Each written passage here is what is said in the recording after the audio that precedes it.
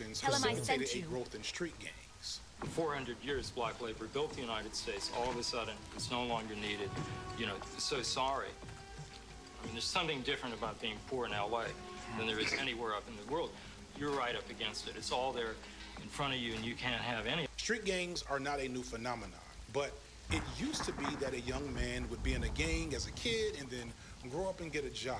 But when those jobs disappeared, the gangs did not. In fact, they took on new meaning and purpose, and many of those meanings and purposes were not so great for the community the gangs were in. The resulting rises in poverty and crime creates lots of bodies to fill those jails in those rural prisons. But it also serves to manage that population that might otherwise be a threat, not just at their street crime level, but in a revolutionary sense. People don't just wake up one morning and decide to join a gang and break in houses or sell drugs. A lot of that requires a process of alienation and dehumanization, often through the social exclusion and dysfunction that poverty causes. As those jobs start disappearing in these, you know, quote unquote urban neighborhoods in the hood, you know, that doesn't exist. So some people turn to the black market, right? So the state says we don't have any jobs for these people, and not just, oh, we don't have any uses for these people, but we can't have them on the street. You know, in Marxism we call this a surplus labor, right? So we have a surplus labor force that we ain't got no jobs for them. So where are we gonna put them? One thing as a convict, everybody realizes you always have a choice. The choice might be fucked, but you always have a choice, right? You know what I mean? Like, for example, I go back when I was selling dope and I was on the streets and stuff like that. I had a choice. I could be homeless and not sell dope, or I could sell dope and not be homeless, right? I had a choice.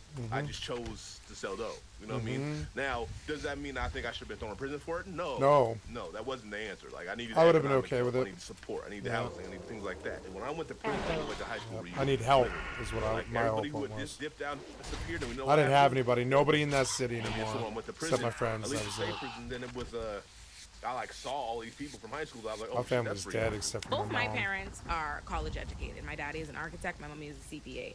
Because of that, it was never a question whether or not I was going to school, going to college. I knew that was a part of the natural order of things. There's a difference between being broke and being structurally like impoverished. At the end of the day, even if I have $0 to my name, I'm from a socioeconomic class and walk in life where I have friends and people that I could even get money from. You know what I mean? I have different opportunities and mobility, and that's a certain different level of privilege. So it's like, yeah, sure, I don't steal. It's easy for me to be like, oh yeah, I wouldn't steal, or I'm not gonna do this, or whatever it is. I only don't have to do what my circumstances don't require me to have to consider. Essentially, when people grow up in a society that hates and demonizes them for their race or ethnicity or just being poor, those people are more likely to feel a part and less beholden to that society, and thus a little less likely to follow the rules and laws of that society. So in practice, this mostly just looks like street crime. But in theory, it has always been society's rejects and outsiders, the poor and the oppressed, regardless of race or gender or religion or creed, that have been most apt to engage in radical action against the status quo. And we're going to stand after this, not the I'm locked up, not everybody's locked up, that you can jail revolutionaries, but you can't jail a revolution. Bye. This is the real danger of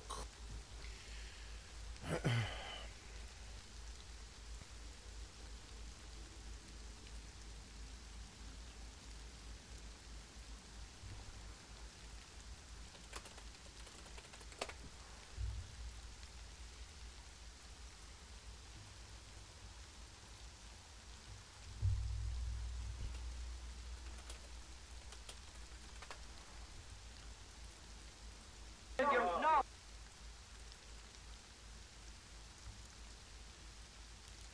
It's supposed to be a career establishment. This union has used the education department to give real career meaning to all our members, not just the usual promotional opportunity stuff, but we have the best high school equivalency program to make sure that we don't have dead-end people on the job. We've had 500 people graduate. We've got another 500 who are now in the process of graduating. Now, the reason we need this is the lead-in to our career development. So they get their high school credentials, so they can promote upward and develop upward. The nurses' aides to licensed practical nurses, the custodial assistants to supervisors. So this is what we've been doing. We keep looking at that and giving them an educational arm to help their going up. Your steward training, for example, goes on all the time. The steward is really the key to the union. Don't let anybody kid you. You don't say it as a morale builder or a shibboleth.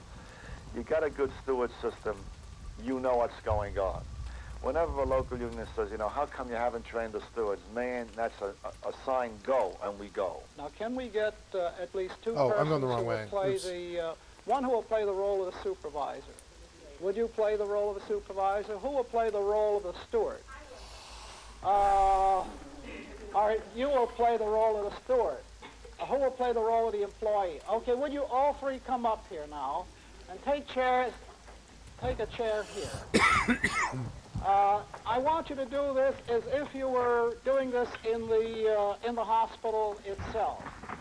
I would assume that we open up, the steward comes in, you say hello, and you pick it up from there. How are you, Mrs. Massey? Well, the problem here is that Mrs. Roma has been absent from her job Thursday and Friday of last week and Monday of this week. Now, I have a job to do, and I have reprimanded her and told her that she cannot take any more time off, and I will take 2 days away from her for being out. We have patients here, which is my first concern, and although I know she has the problem with her child, patients do come first, and the husband. Well, now, Ms. Jones, the first thing I'd like to say is that I understand your sympathy in saying that the patient do come first, but in this woman's case, you can't say that the patient would come first to her because her child has to come first to her. Now, might I just interject in one moment, please? I Yes, want to ma'am. ask you something, Mrs. Jones. Did you not know that that child was sick from Monday on, and I had a babysitter for those first three days, but on Thursday, Friday, and Monday, the sitter couldn't come. I did try coming in. I worked Monday through Wednesday, did I not? You knew the child was sick. Well, may I say something, Mrs. Roma? I have your record here, and it's very bad. Now, Unfortunately, the child is a sick child. I don't say that because I don't want to, and you know when I work, I do a still good have a job. hospital here, and we have patients here, and I'm sorry, you will have to make other arrangements. I have because tried. I called up the doctor, Dr. Schneider, and I spoke to him myself. And he was very kind to say that he would give me a letter stating that she does have a child that is very ill, and that this child does has to have her own attention. She cannot have babysitters to take care of this sick child.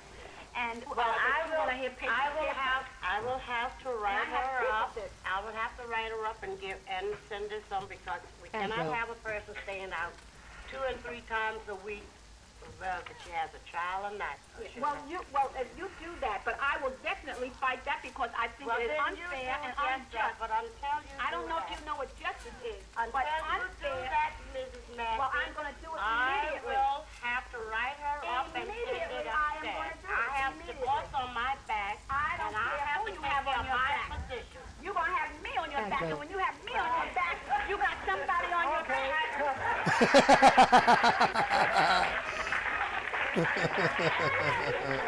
All right, all right. That was a lovely situation, wasn't it? Now, may this be typical?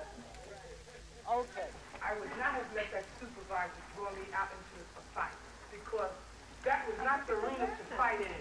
I would simply have advised that supervisor that where she has a twofold obligation, an obligation to her employer as well as to that employee. And I see you the pacifist.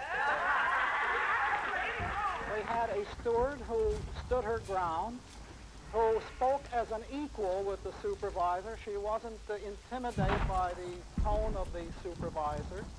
She referred to the contract when necessary. She decided to avail herself of the second step of the money. procedure when she found that she did not get a solution or a proper answer. And it was a wonderful illustration of what the steward is supposed to be like, and I hope she will serve as a model to all of you in the work you will be doing from now on. And thank you for the excellent work and participation and your time that you've given all this week.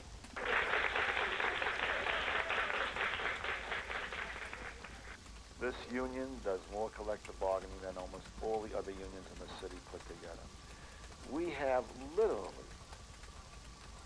hundreds of titles. So we're always in bargaining. I'm not going to say it here. When you meet over a period of years with a chief negotiator from management like Herb Haber, you just have to get to know each other. What he understands about me, and he once said it, and I thought it was a great compliment, that I'm a lovely guy, but if I hurt any of the workers I represented, I cut out his belly button. And he's right, I would. As I thought would happen, the guidelines are very obtuse. Nobody really knows what they mean. We feel that we were caught in the squeeze where we would have had a contract and Washington would have to judge it. We'll let Washington judge it. We don't believe we ought to continue to be punished. I told the group that, you know, that I'd like for them to hear your side of the thing. But I also told them quite candidly that we can't keep this dance going. We have some areas in the realm of efficiency and productivity. I need to look at a new chess piece now. Discussed and need to be developed. I have the money. Productivity, the mayor really does. Came up on 150, 100 or whatever it was. It was 130 grand off of ENM motherfucking Holla. It was sweet. ENM Holla. Got 120 grand out of nowhere. Yeah. Go buy me a chest. Yes, I am. Yes, I am. I'm 38 now. So I bet I get a nice new chest here. I don't remember what it is, but it's something. I'll go to lower because I'm leaving anyways. Oh, I should sell tellies right now. I could. See, Dea. Did she get one? Yeah. Oh well. I mean, I don't know. I'm too distracted. I'm running 4 games at once, you know. Aggro. I like not being in hardcore though, because you can alt tab. You can like freely alt tab and just let the auto attack do its job, like RuneScape. It's actually cool. Yep, like that, and I can just go blah blah, kill you when the energy bar is full again. You know. Yep. Die you. Okay, where are we now? Are we in? Oh, wait, I'm in. Where am I? I'm in upper. Am I? No. Yeah, I'm in. Yeah, I'm in upper still. Oops. We'll go to lower. I shall buy a chess piece. What shall I buy? It'll be queer mantle. No. I think that's like 40 something. I don't remember. I'll have to go look.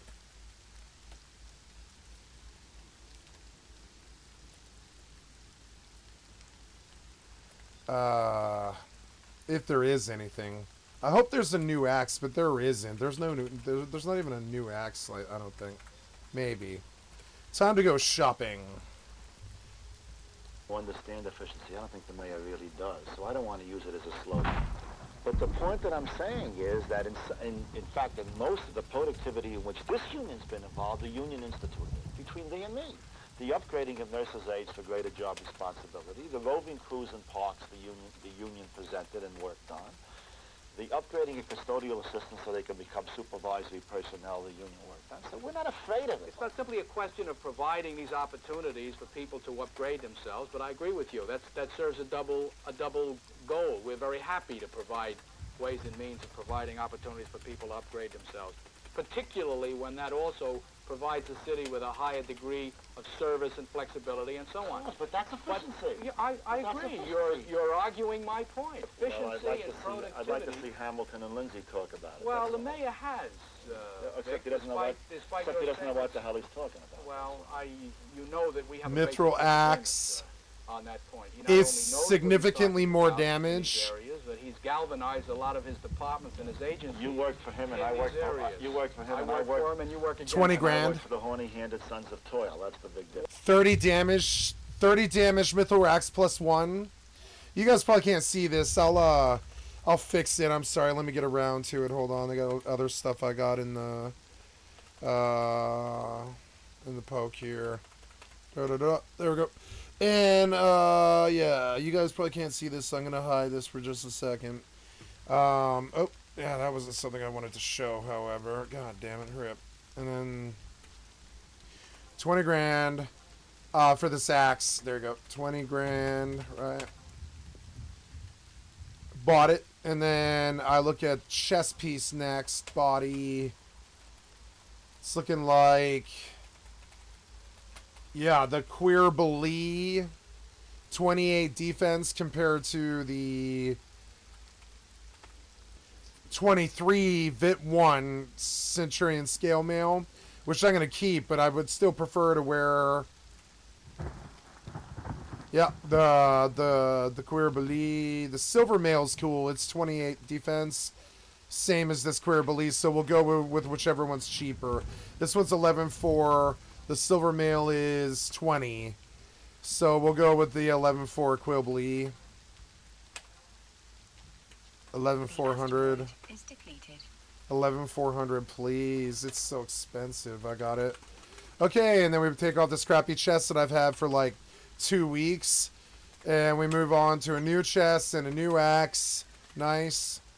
And we move on to Western Altepa Desert. Oh, yeah, that's, no, I'm going to buy another stack of tigers real quick because they're cheap right now, I think. That's, ammo, miscellaneous, pet items, and I'll take another gamma. 12, oh, those went up, yeah, I'll take another gamma while it's cheap, 1,200, and another, I don't know, 37, I can go higher. Yeah, but I don't think we really need to. Yeah, like, I don't think I really need to. I'm just going to go with, like, Tiger for now. Tiger's good. It's alright. It's cheap. And it's effective. And it's very AFK, because, ooh, cheap, yeah. 4K, huh? Okay. Another stack of Tigers. Now we head out. And I go to my favorite farming spot, which is Western Altepa Desert. Antiquan Auxiliaris. And Antiquan Auxiliaris drop Antiquan Pauldrons, which, by the way, I meant to go check before I go do this. And we'll go back real quick and we'll check the price of Antiquan Auxiliaris Pauldrons, which are... a component for, I believe, dark steel that are decent to dark steel. So come here and we look at what is that? Yeah, that's materials, Beastmen stuff. I think, yeah, Antique Pauldrons are Beastman stuff. I think, yeah. Yeah, I have to sort here. Sort. Antique Pauldrons. The stack of them is 29,000, and we like seeing that. So I will have competition down there probably, which is good to know. But then right next door is quicksand caves and all these other things too, like spiders and stuff. We'll see how that camp is. They can't have it forever, and I'm not playing very much anyways. All I need is one mob here and there. They can have the camp, frankly. I just want one Antiquan Auxiliaris every once in a while. So one of the annoying parts about this camp is you have to make it from... like the yeah, like you don't get sneaking and viz as the white mage sub until level 50, and that makes the journey through from the camp, or sorry, the outpost to the camp sort of harrowing, because depending on the day or night you can run across a lot of nasty things. Like, I better get the call beast on cooldown right away. Yeah, there we go. And we'll get towards the camp. This is Goblin Central, so at level 38, I really could die here. Like, that thing could aggro right there. He's 46, he'll waste me. Yeah, his vision is probably super far, so I need to, like, really not get in front of him. This place seems a little bit out of place for me, but the Auxiliaris camp, I should have maybe gone through Kuftal Tunnel for this, and if I die, I will do so. Man, those mud crabs are a Horizon camp. Oh, God, the Sabotender is bad news. They're all bad news. Oh, nope, there's the first aggro. I'm best to run to the zone. I'm best to get the tiger on the poacher, actually.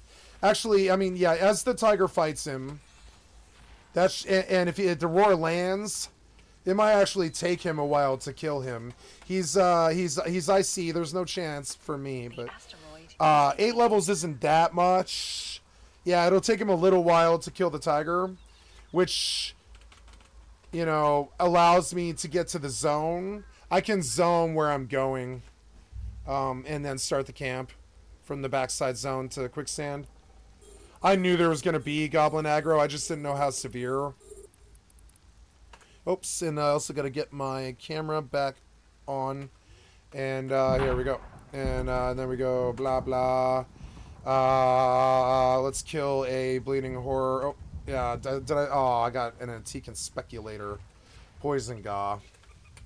Son of a bitch. You, I want you on this antique and... I want the tiger to heal. And now I want you to get on this antique in here. Yes. This is how an AFK person travels across the desert on a horse with no name. Because he's about to die. Yeah, get... Oh, my God. You poison me, you idiot. I don't have Signet for some fucking dumb reason. Who owns this zone?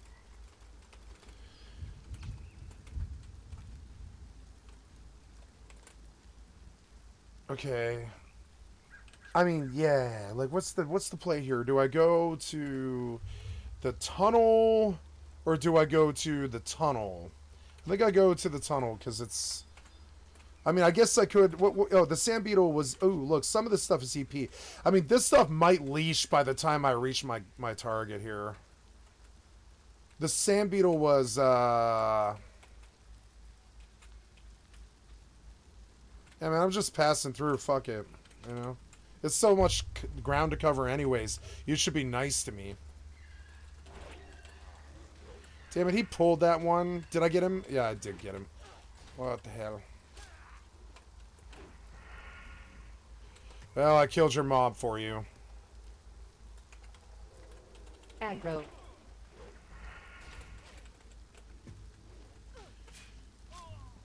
The future is a dark highway at night. Well, I like to think that we're both doing really the same thing, that we ultimately have common goals. In any event, I think the resolution of our problem lies in this area. We've been banging you for an educational fund. We have one. The high school equivalency stems from that. College credit stems from that. Oh, my Very God. successful. This doesn't add one nickel to the worker's salary. He doesn't get it. It goes into schooling. What is the schooling utilized for career service? If a man goes to college and picks up some credit, Water got two. makes him more efficient. No water got two. Oh my For God. workers who are at the lowest Water salary got levels, it's two. appropriate. When it starts going up higher, it begins to fritter away in our judgment. It doesn't really solve the basic problem. That's productivity. Well, no, It I don't really think. is. I think it's productivity.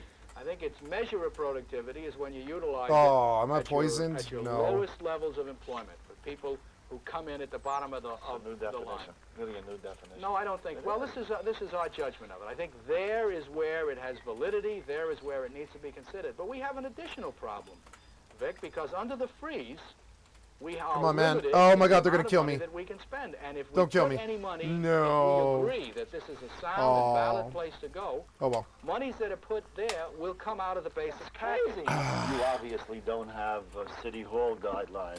If you say that you got a productivity factor, this So has got to come annoying. down the pipe. The only other caveat that I throw at the table, the only other happy warning I give. I like that camp, but getting to it, that's the wrong way. I need to go Start throwing through money on the table with it so we can Kutal. think while we're debating. Kutal I is represent much a lot better. of grubby people who are making $7,000 a year, and they don't know how to spend it, though. They're making so much. Herb, they're really going mad with power. Yeah, but they really waste it. They spend it on some crummy stuff like food and clothing. I warn them against it.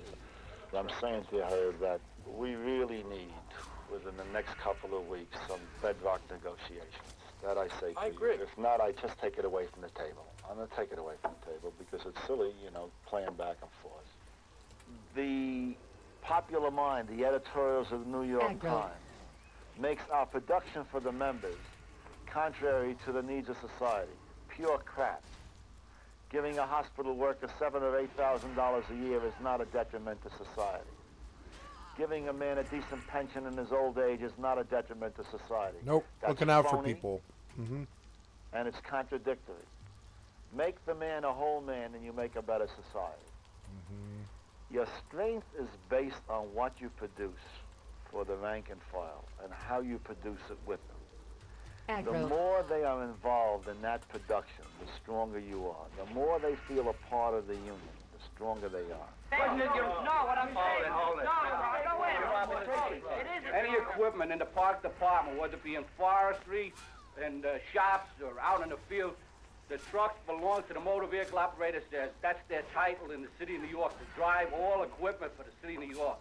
You have a man getting $13,000 driving a vehicle which is out of title, and a man is sitting down $7,000, that's all he gets for a starting salary. A motor vehicle operator. Why doesn't the city put a motor vehicle operator on that truck for $7,000 rather than have a man that's a qualified tree surgeon, $13,000 riding behind a wheel of a truck, driving a truck? What is he doing that for, Mr. Lord? Now let's get that straight. Every negotiation. What do we have motor vehicle operators hired for? What do we have motor vehicle operators hired for? Do we hire forestry men to drive trucks, or do we have motor vehicle operators? Service. We have motor vehicle. That's your interpretation of a crew service. I'll take and show you a truck down there that's 20,000 pounds.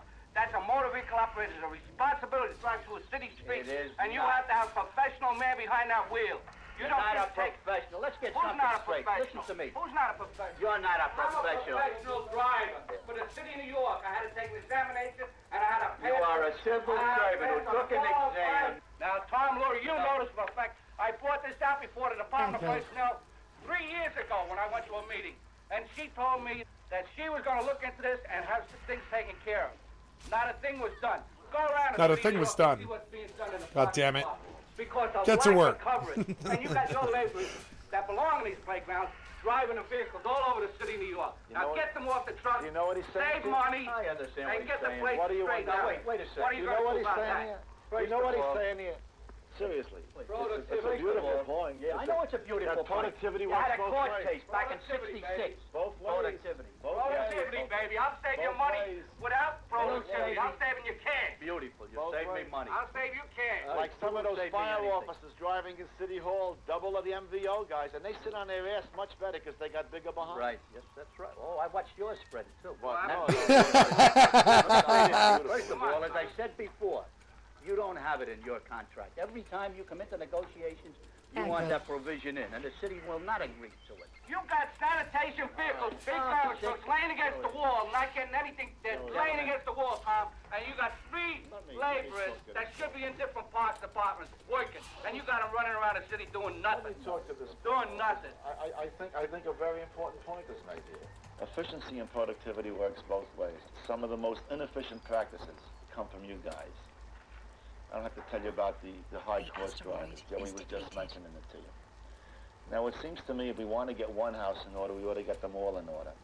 If you don't want him sitting on his duff, we don't want a $13,000 or $12,000 a year man driving the vehicles. Maybe efficiency from your side can match efficiency from our side. No, let's go a little further than that. On some of these small agencies, we only have a few MVOs that may drive a commissioner or maybe a deputy. Majority of the time, he's just sitting in the office. And when he sits in the office, he don't sit by himself.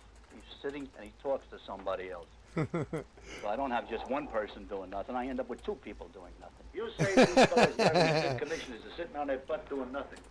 I have to differ with you. I've been doing it for 19 years, and I'm in sanitation. I've been driving a big I'm in bus. sanitation. I've been bringing people to and fro. That car never stands still. Every time an MVO wants to do something different, give me a little more production, we're being stopped by somebody else. It's not our job. It's not our job, damn it.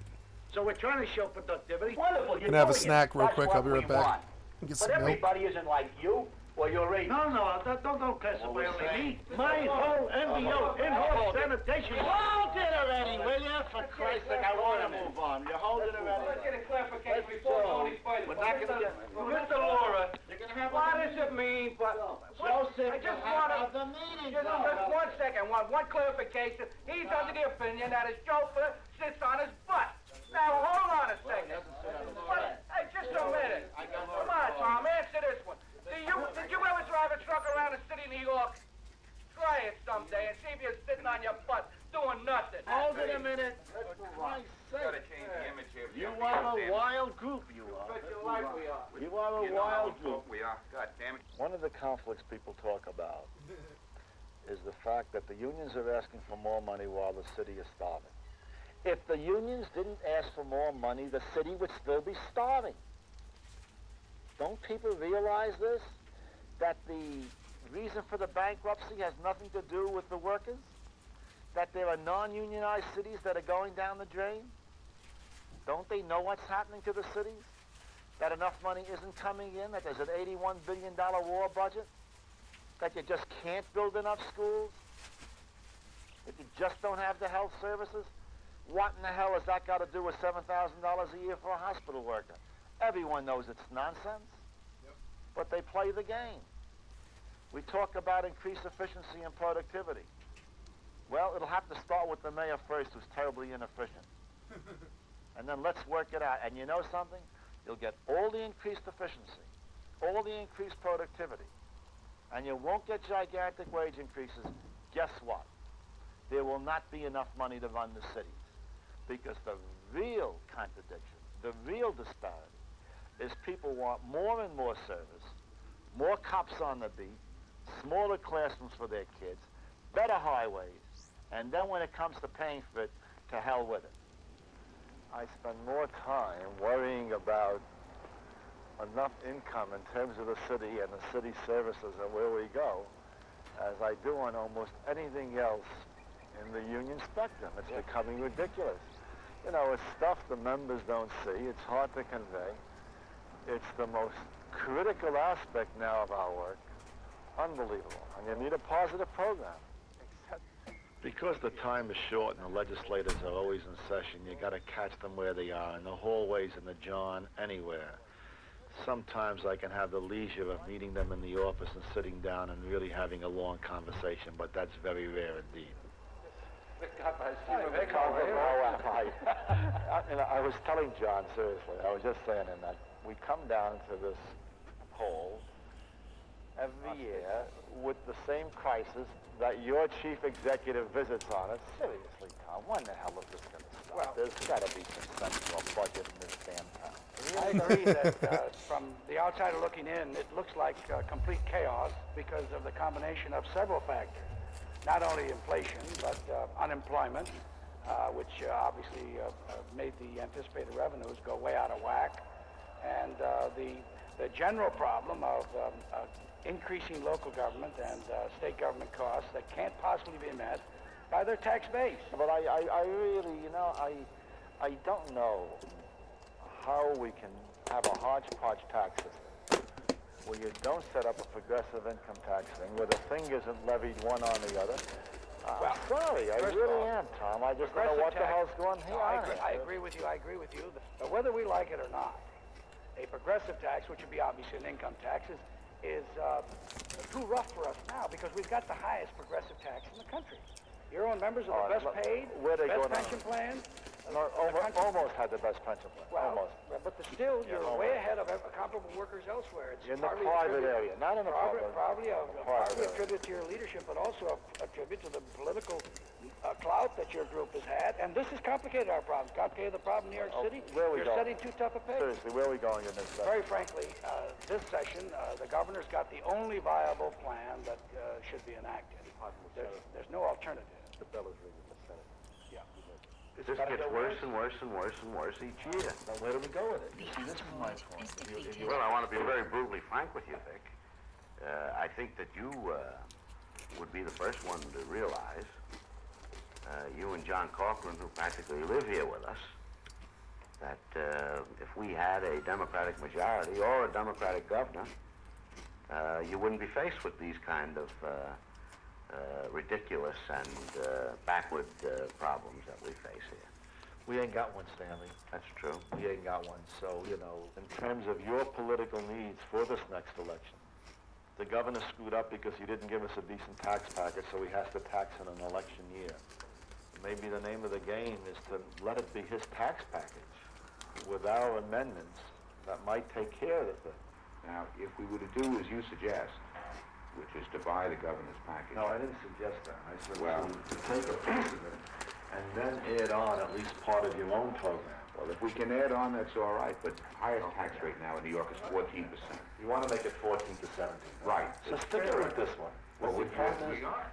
But stick it, what I'm trying to say is to stick it on top of this package, Al. Neither one of us have the power to make the final decision. Yeah, but the question is, who does the governor bring in? Who do you guys bring in? See, this is the point. If we can avoid the catastrophes that we're all concerned about, I am willing to talk. And I will. Mm-hmm. What's up? Session started. I think we'd better get out of there. I want to wish you nothing but the best. And a happy year. But I fear the worst. I have lots of disagreements and arguments with my friends and colleagues in the labor movement. They see the legislative process, political issues, from a narrow bread and butter stance. Understandable in a way. They've gotten bread for their members, and this is a very, very important mark of success. But because of it, they've strayed away from the social issues, the real issues of our time. What's going on in the black community, the discontent of the kids, the war, the sterility of the war. The discontent of the this kids. seems to escape them. Yep. And because of it, we're failing of purpose the same way the rest of the country is failing of purpose. And this disturbs me because I love the movement, and the movement is important. I see a lot of the younger leadership that's restless and want to speak out more within the movement and externally within the community. But as long as the old guard sits on him and demands a kind of a monolithic adherence and loyalty, you know, unity is a real morality in the labor movement. And we use it to cloak honest, constructive dissent. As long as they keep doing this, we will be in trouble. But I do believe these younger men coming up will be heard. For myself, as I watch the scene, I don't want to get that old. I don't want to get that encrusted. I want to retire when I'm still young. I want to keep the democratic ferment alive that exists within Council 37. I never want that to diminish. I want the delegates to speak up. I want to hear from the executive board. I want a give and take that is very, very healthy indeed. You don't have this, it seems to me that we lose the flavor of what the movement means. Because this movement was born in And now all they talk about is if we don't have dissent, then you know, nothing. what are we? All those in favor signify by raising your hand. Secretary doesn't count. 8, 4. All those opposed, raise your hand. Crime that our current system is hyper-focused on, that doesn't often get talked about. Tukey Williams and Sonny Carson and Larry Hoover, these were notable gang leaders who were in prison for violent crimes, but at the same time, they're also black men who had the capacity to galvanize and organize hundreds and thousands of black youth under one cause and one banner with extreme loyalty. Back in the 60s, the Panthers sought and worked to unify and recruit from street gangs for this very reason, because they recognized that the greatest potential for revolution would reside in the untapped potential of those people, and our justice system has that same understanding. First started, we had a police alert patrol, and we would patrol the community. If we saw the police brutalize anyone, we put an end to this. Usually the police wouldn't brutalize anyone if we were on hand because we were armed. And if the police arrested the individual, we'd follow him to the jail and bail the individual out, whether he was a Panther or not. And we would gain many recruits like this. So therefore, the community started to say that, well, these people are really concerned about our welfare. This video is coming out in August, which is a significant month in the realm of radical and revolutionary action. And in those radical circles, August is referred to as Black August. Black August seeks to commemorate the unquantifiable amount of political prisoners locked up in America and worldwide. And it was created to honor the death of one of America's most influential political prisoners and gang leaders, George Jackson. For 10 years, Jackson read and wrote constantly. Prison was his school. His letters were collected and published in a book. For him, the oppression and humiliation, the frustration and the violence of the prison system were but a reflection of what it was like to be a black man outside in American society. Prison made George Jackson a revolutionary. Violence he saw as the only instrument of change. Overnight, his letters made him an idol of the left, and a respected literary figure. Jackson embodies what capitalists fear about not just prisoners, but the unchecked surplus labor of disaffected people. Jackson was a petty criminal in California before being arrested for armed robbery of a gas station for $70. For this crime, he was sentenced to, and I kid you not, an indeterminate sentence of 1 to 99 years in prison. A 1 to life. A term they called for 1 to life, where I could have done 1 year and been released. I've done 10. That's more time than anybody in the state has ever done on a 1 to life. However, a few years into his sentence, Jackson found Lenin and Fanon and Marx, etc., and much like a Malcolm X before him and countless people since then, he had a political awakening and began to organize with other prisoners inside of the prisons in response to the inhumane and brutal treatment of the prison guards that he was receiving. And because he did this, Jackson became feared and targeted in prison. Eventually, he was charged and convicted with the murder of a prison guard that would have him put on death row. A collection of letters he wrote regarding his experiences and beliefs culminated into Soledad Brother, a bestseller that brought him attention and acclaim. His work was lauded by academics and revolutionaries alike. He even allegedly exchanged love letters with Angela Davis. In fact, the story of Angela Davis and her connection to Jackson and Jackson's brother is legit worthy of a Spike Lee film. And getting back to Throwing Shade at the 13th documentary, they spend a short section talking about the criminal trial that Davis underwent as a result of her connection to Jackson, but making no mention of the details or even mention Jackson's name or the other co-defendants involved in the case. And it's almost as if they don't want to bring attention to those radical politics that Jackson represented. Story again in the long. The system tried to put the sister on trial, and the sister said, no, we putting you on trial. She came in like this, and she devastated the prosecution. Davis was put on trial because she owned guns that were used in an armed insurrection at a California courthouse by George Jackson's brother, Jonathan Jackson. An insurrection that ended in a police shootout that saw Jonathan and several others killed, including a judge. Jackson himself was eventually killed in an alleged prison escape less than a year later, but his work resonated after his death, and his next book, Blood in My Eyes, cemented him as a centerpiece for revolutionary politics and prison abolition. So yeah, he gets assassinated, and in August, that's again why we honor it in August, and then that next month is when Attica happens, which again goes back to George Jackson. So I'm throwing out all those references to say George Jackson is like the core of a lot of either people or moments in Black history that we even know about. The quote I read you earlier about destroying a prison, that I believe that was in Blood in My Eye. Yeah. So it's like George Jackson is central to our understanding of prisons, to Black August, obviously, because it was a commemoration that started with his people. You know, he's central to a lot of revolutionary theory. Some people who even theory on fascism, central to that. You know, and he was also even considered an honorary Black Panther, like inside the prison as well. So he's connected to all these different things, and he did it all from his own cell. It's important to remember that prison abolition didn't start with academics and petite bourgeois Negroes. It started in the prisons. Jackson may have entered prison a petty thief, but he found politics in the process. And this is a pattern we've seen before, both in terms of developing politically, but also in terms of being persecuted. This story is repeated multiple times, including the Pendleton 2, of which 2 Black has released a documentary on after they were charged with insurrections and given ridiculous amounts of prison time for what amounted to self-defense under a racist and violent institution. Nice. Past and current of all the year, that was the best that could have fallen.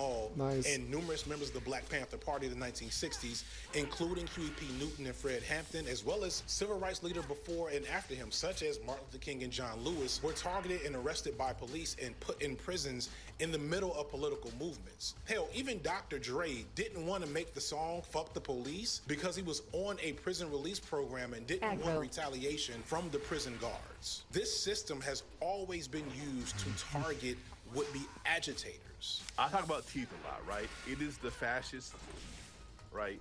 It is the way to force people into submission. If you're organizing politically and you are a political dissident, what are they going to do, right? They're going to send the police after you, which are fascists, and then they throw you into the prison as a consequence, where then people will not pay attention, for example, if you die.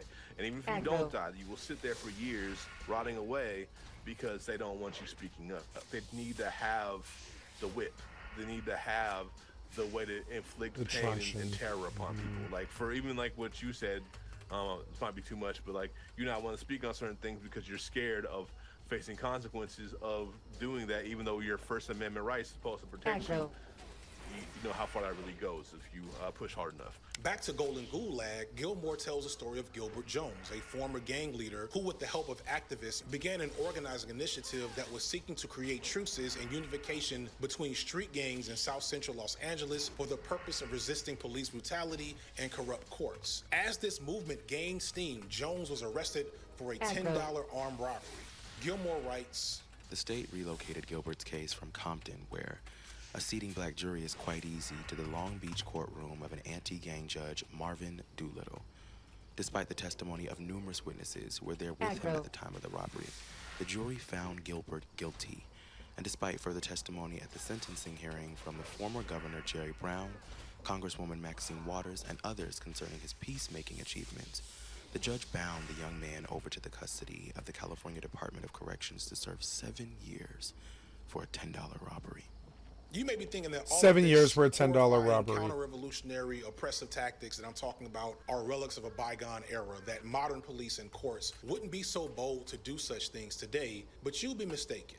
We've seen the arrest, detainment, and in some cases mysterious disappearances of protesters over the last few years. But more blatant and in-your-face stuff is still happening right now here Rest in your Atlanta. weary bones, For longtime Westo. viewers, you know that I have taken a vested interest in bringing attention to Atlanta's Cop City Resistance Project. Cop City is a project that seeks to take $90 million, including $60 million of taxpayer money, to build a militarized police training facility in a black working class community, while also tearing down a significant force referred to as Atlanta's lungs. And I had known about this situation for almost a year before deciding to talk about it on my platform. But what spurred me to say something on my channel, where I usually talk about black movies and like the manosphere, was the arrest of 5 young people that were peacefully occupying the forest in December of 2022. Federal agents flushed 5 people out of the wooded site due to be cleared to build the facility. The 5 were then charged with domestic terrorism. They were not involved in endangering anybody. They were sitting passively in trees trying to express a political position. Domestic terrorism for protesting. Now, since then, there has been an escalation in tactics and challenges to this project. So there have been other protesters also charged with domestic terrorism, where it seems at least somewhat reasonable according to these bullshit laws. But the first 5 people charged in December were charged with terrorism because of alleged vandalism and trespassing. Worse yet, just a few weeks ago, a nonprofit that raises money for the legal fees for protesters was raided by an armed SWAT team. A SWAT team was used to penetrate this house in the middle of a nice neighborhood on the east side of Atlanta, where I literally cannot afford to buy a house. Marlon Couts, Adele McClain, and Savannah Patterson were charged with 1 count each of money laundering and charity fraud. Warrants allege the 3 were, quote, misleading contributors to fund the actions in part of Defend the Atlanta Forest, a group classified by the United States Department of Homeland Security as domestic violent extremists. As proof of money laundering, the warrants cite reimbursements from April 2021 to March of this year that total less than $7,000 and were for forest cleanup, totes, COVID rapid tests, media, and yard signs. The Atlanta Solidarity Fund issued a statement that it's existed for 7 years, quote, with the sole purpose of providing resources to protesters experiencing repression. They were arrested and charged with financial crimes. Ask yourself if you've ever heard of a SWAT team being used to arrest bankers. Quick addendum here to I wish. escalation of legal violence against this resistance movement. 61 individuals were given RICO charges related to community organizing against the Stop Cop City movement. Here is a literal quote from the district attorney that illustrates how bogus these charges are. When you allege a conspiracy to commit racketeering, there's no requirement under Georgia law that they know each other. The whole purpose of the Georgia racketeering law is that they're all working in some way, shape, or form towards the same goal. and they formed a conspiracy to do that. That doesn't necessarily mean that every person has to talk to every single person. All you have to do is commit one overt act in furtherance of the conspiracy with the others, and then you can be guilty of racketeering. So that's why it's a large case, and so if you want to tie everybody together and they're all trying to do the same thing, racketeering is the appropriate charge. By this logic, anyone who has done anything against this project can be charged with racketeering. This is an extremely scary and dangerous precedent being enacted that could impact any form of organized protest and resistance in this country, whether it be strikes, civil disobedience, boycotts, canvassing, etc. It's so bad that 2 district attorneys in DeKalb County recused themselves from being a part of the prosecution because even they know what's up. I don't know if there's better evidence to prove the point that I'm trying to make here.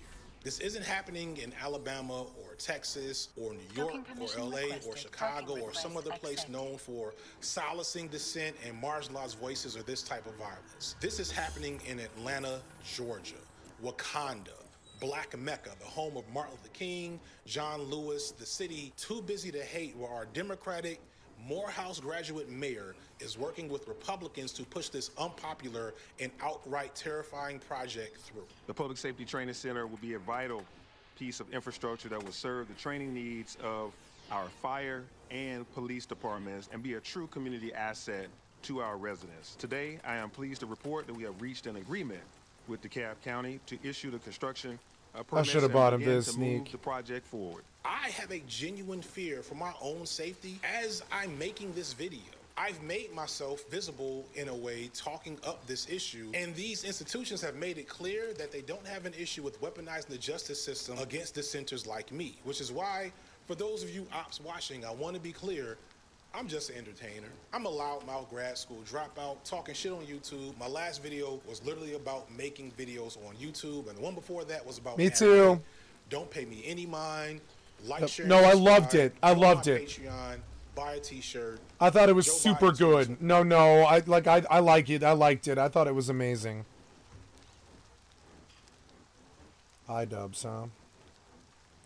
All right, here's the Steak and Cheese podcast. Crazy Twisted Life of iDubbbz. I'd like to sub to your channel, Steak and Eggs podcast. Oh, Russell. Oh. Yo, everybody, welcome to Steak and Eggs, episode 38. As always, I am joined by Asmongold and Emaru, and today we have a very special guest, iDubbbz. Oh, yeah. Welcome to the show, man. Yeah, thanks for having me. Welcome to Austin and everything. Oh, my God. Yeah, it's crazy to see you here. Before we get started, I do want to give a quick shout out to Soda Poppin' and the Video Game Awards. Voting is live now at otkvga.com. I had to say that immediately, otherwise Soda was going to strangle me. All right, iDubbbz. Easy question at the beginning. What's your game of the year? Oh, God. I'm just going to go with what the public wants. You're going to go with the Steak what the Baldur's public is Gate excited 3. Baldur's Gate 3. Really? For you? So, like, this was the craziest thing, is I had no idea you actually played WoW. And so, like, one day somebody's like, iDubbbz is streaming WoW. I was like, what the fuck? Yeah, I had the exact same thing. What? When did you start playing WoW? I'm a normal person like you guys. That's the How problem. old are you? I'm 33. Yeah, I'm 33 too. It sucks, right? Yeah. You're not 33. I think I've seen you play WoW before, no? Like, you played multiple times? Not that this isn't the first time, no? Yeah, well, the other time I played was when Classic got introduced. Yeah, I'm pretty sure I watched one of your streams when you did that. Yeah. But yeah, I mean, I played like day one when it came out back in 2004 or whatever. Right, What'd you play? A warrior. What Smart. Horde or Alliance? Horde. There we There go. it is. Yeah. Wouldn't that be nice? What? I hate this Alliance bullshit. Why? Man. What do you It's mean? So What? annoying. I 'Cause love everybody knows the only reason Alliance. people play Alliance is they want the OP passive of the freedom of the Alliance for PvP. That is the only reason why people play Alliance. They're a bunch of metal whores. What? Horde is so much better environmentally, No, it's not. lore-wise. No, it's the not. characters So are weird, cooler. because I feel like you're such a min-maxer Faction. usually in games. What?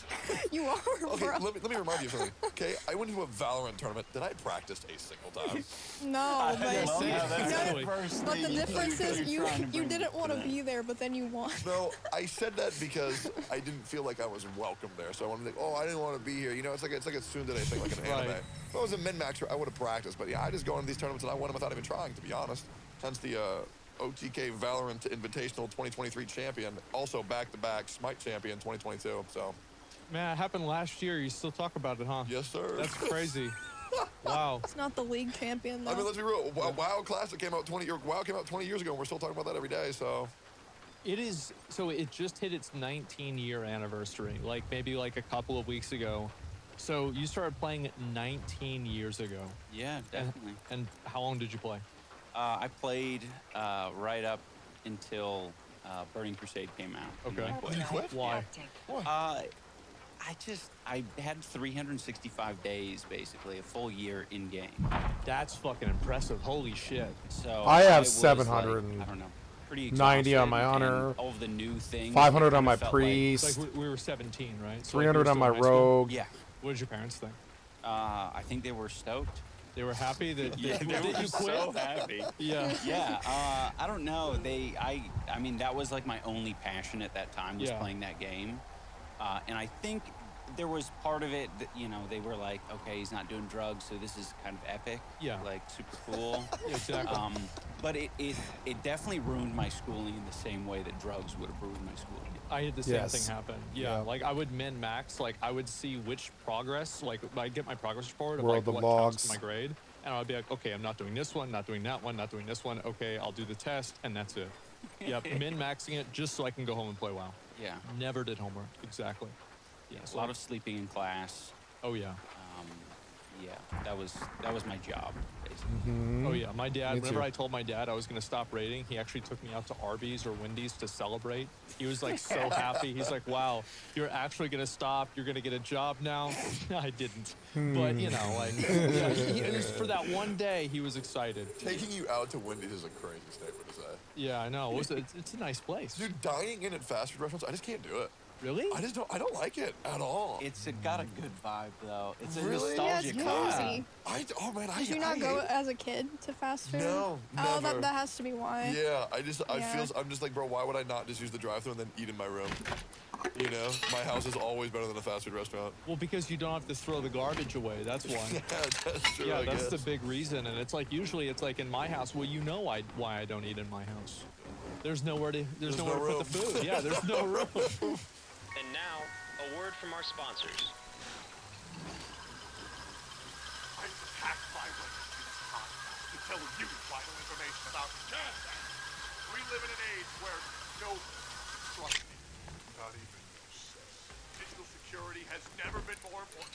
For real-time transaction alerts and card lock, Cash App can help you keep your money safe. Oh, you lost your credit card out on the streets? No problem.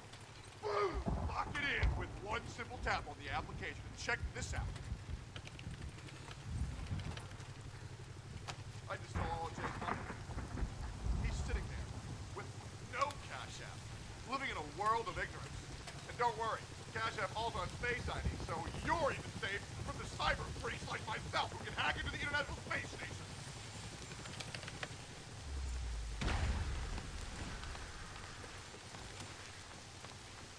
No wonder Cash App is the #1 finance app in the U.S. App Store. You can download it for free today and experience card lock, real-time transaction alerts, Face ID, and more, so don't stress about your money security any longer.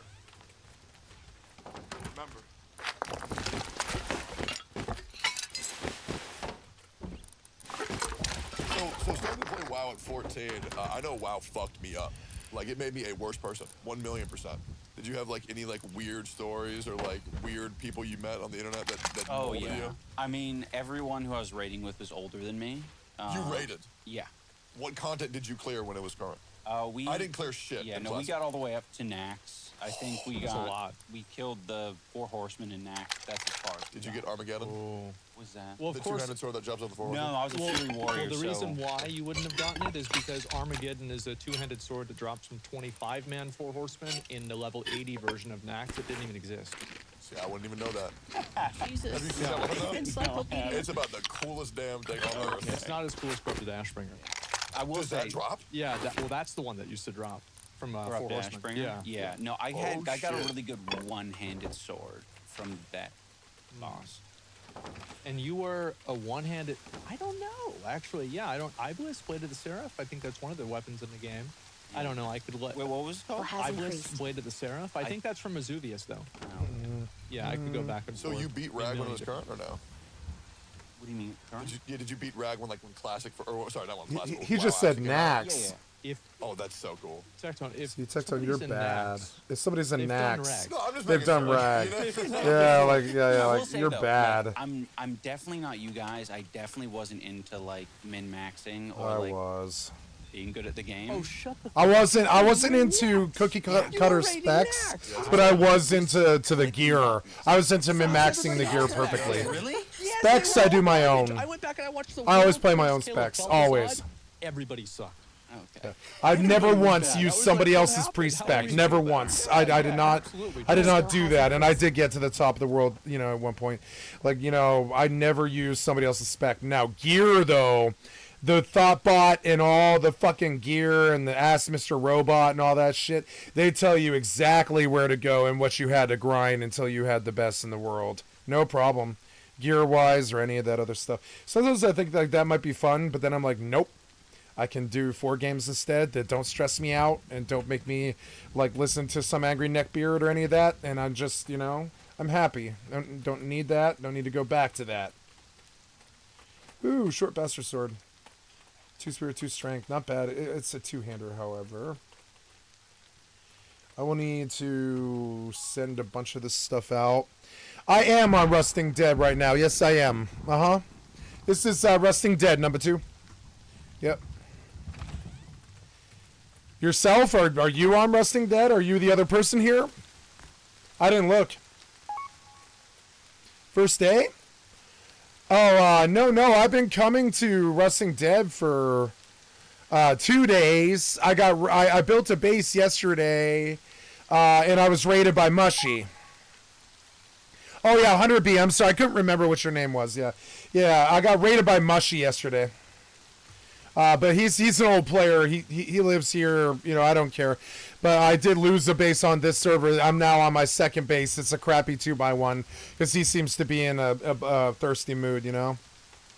Yeah, I did not play this wipe. Sorry, I played this wipe, and but what I usually do is I log in the first day, and then I get my points spent, and I make a base. And then I usually let that base crumble and forget about it.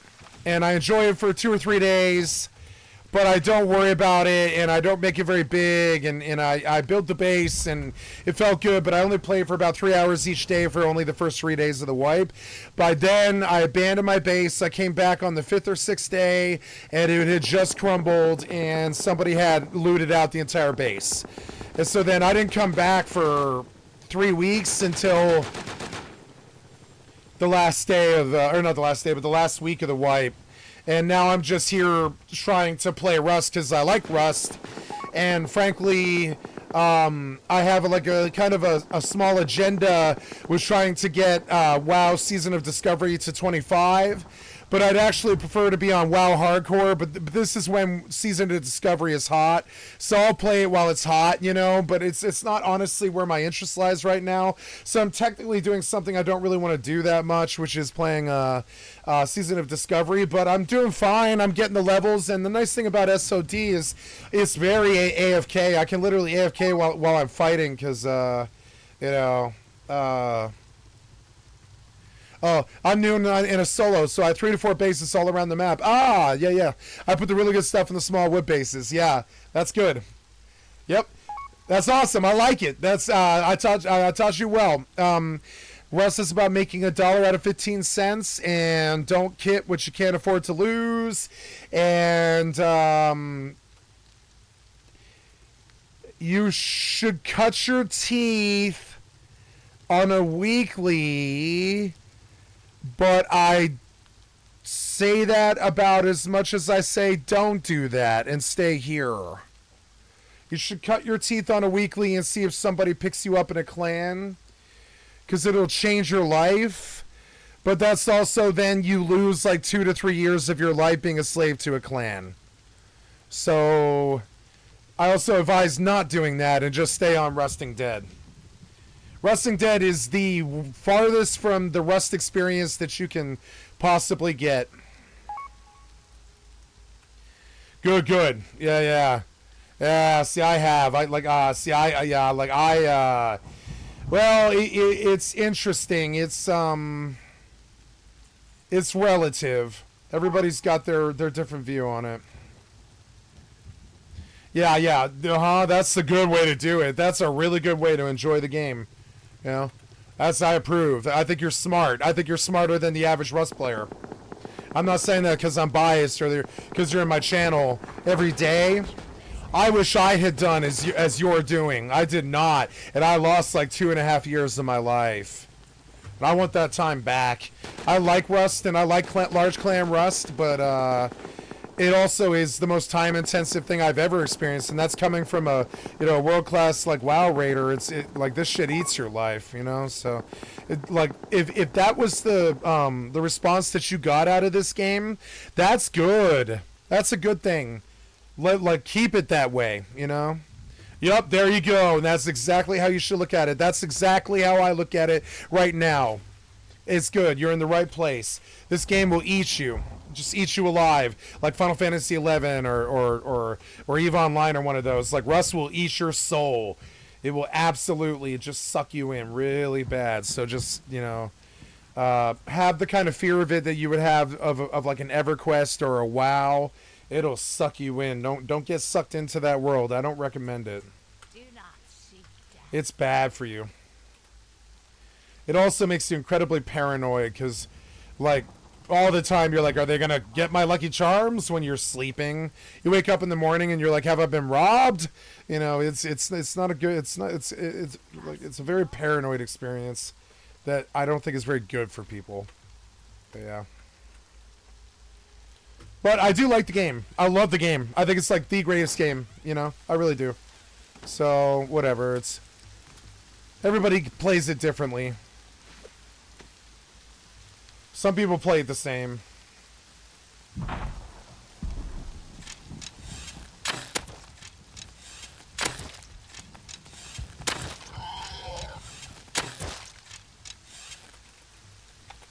I like the hunting. I like the wood shopping. I like the farming. I like the materials. I like how the loot feels good. I like how the bases feel good. I like the power system and turning on power, having lights at night in a primitive world where most of the time it's dark. I think it's a great little game, full of great stuff. You know? Yeah, I play games like Rust and Ark and I burn out quick because I'll play for 20, 30 hours at a time. Yeah. It's, yep, it'll suck you in. I get addicted to the grind when it comes to games like this. Yeah, me too. I know. That's why I was like, all things in moderation, right? Like right on the Final Fantasy 11 login page is this warning thing. All things in moderation, and they're right. I do it too. Like just in the last 3 weeks, I did do 2 20-hour sessions. That's not healthy for a 40-year-old man. It's healthy for a 20-year-old man who isn't gonna die or whatever. But it's not healthy for a 40-year-old man to do 20 to 30 to 40-hour sessions, I don't think. And so I try not to do that. You know, I have the tendency to do that, but I try not to. Like, I was actually very, very thankful this season of Discovery did not suck me in like that. I was like, oh my god, this one isn't getting its claws in my soul. And that's actually a good thing. I mean, here I am playing it, but like, I don't feel the compunction to get to cap as ASAP like I normally do with MMORPGs. To the information we have, a ruthless commander named Captain Melrock is in charge of this evil crew. I am entrusting you now with a special and dangerous mission. Slay Melrake and his 2 bodyguards in the name of the Dark Lady. Okay, yeah, and so I like the slow grind. I used to go the hardest that I knew. You know, I don't go hard anymore. My friend, he whispered me yesterday, like, you're back on hardcore, and I'm like, yep. And tomorrow I'm gonna do it all. I was like, I opened 2 bases in Rust, which I did. I'm always playing Final Fantasy 11, you know, always. I'm always playing like EVE Online, and I have 2 bases running in Rust right now. Or well, now I have 1. Well, now you'll know I do. I have 2 bases running. Well, probably 1 now because the other one's probably gone. But I have 1 base in Rust right now. I told him, and he was like, I get it, but you're falling behind, kind of, get to work, kind of thing. And I was like, yeah, I know, but I'm not like, you know, I don't care. I'm in this for the journey. Yep, and 5 to 6 days, Rust will suck you in like that. Yep, and that isn't shit, man. I don't know what I'm at now. Let's go see. What am I at now? 4,319 hours. Disgusting, man. What is that in days, right? Let's go look at that in days. And you can't, I mean, I can AFK sometimes. It's a lot more AFK now than it used to be. 4319 divided by 24 is 180 days. I've spent I've spent exactly 1 year. I'm sorry, one half of a year. I've spent one half of a year on Rust, like a solid half of a year of my life on Rust, and so it's fair to say that I believe in this product and I like it and I'm willing to support it and I love it. And I gotta say though, getting 64 gigabytes of RAM made it much easier for me to like this game, because I used to hate this game when it stuttered and fucked up all the time. I used to get so angry, but now I can play this and 3 other games at medium settings, and it's playing just fine. It like, you know, 62. Oh wow, Mushy destroyed an Easy Bradley APC. Yeah, Mushy's the only other player here. Mushy's doing Bradley, huh?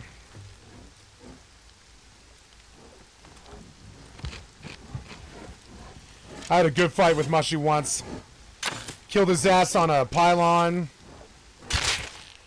He chased me all over the land, and I must have hit him. I hit him like 17 times, but he just kept healing. And it was one of those fights where we never got close enough to each other, where it ever had like a conclusion. And I finally did dome him from the top of a pylon at 105 with with a compound bow. Killed his ass. And that was the definitive one. Since then, we've been friends to like, I don't know you and I don't like dislike you sort of tip. Like, we're friends in the respect that like he's talked to me. He asked me if he wanted to be on team, you know. And I was like, nope, sorry. Can't be a part of any team that had me as a member anymore. Oh wow, I went up a level. If only I could spend the points. Available points 9. Yeah, but you can't spend them. Yep. Oh well.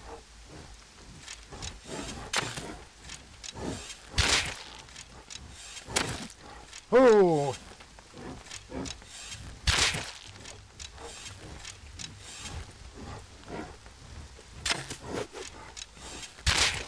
I think the zombies on Rusting Dead are much less forgiving than almost any other zombie I can think of in any game, because if you take a bite, you're fucked. You're out. You have to med, or maybe Project Zomboid is like that, but these guys have the toxic bite, and it's a bad mechanic, but it definitely, I mean, it's a good mechanic, but it's definitely like very unforgiving.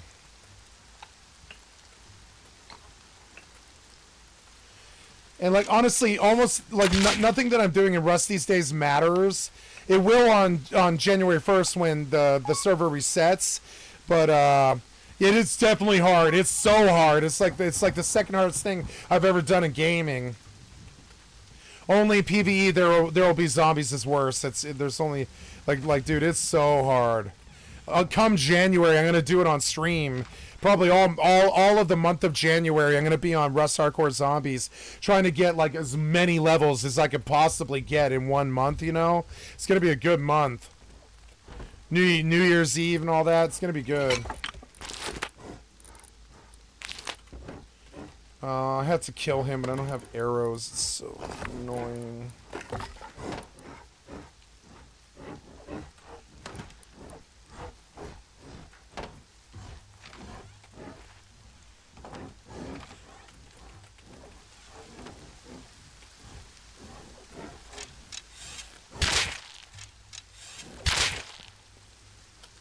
Yeah.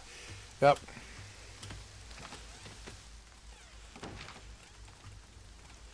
Okay, so next I gotta check my mining good. Check my tiger. I'm hurt. I should Divine Seal Cure. Heal. Gonna sit down for a minute. Excuse me. And do some WoW grinding. Let's see. I have a turn in southeast I've got to go do.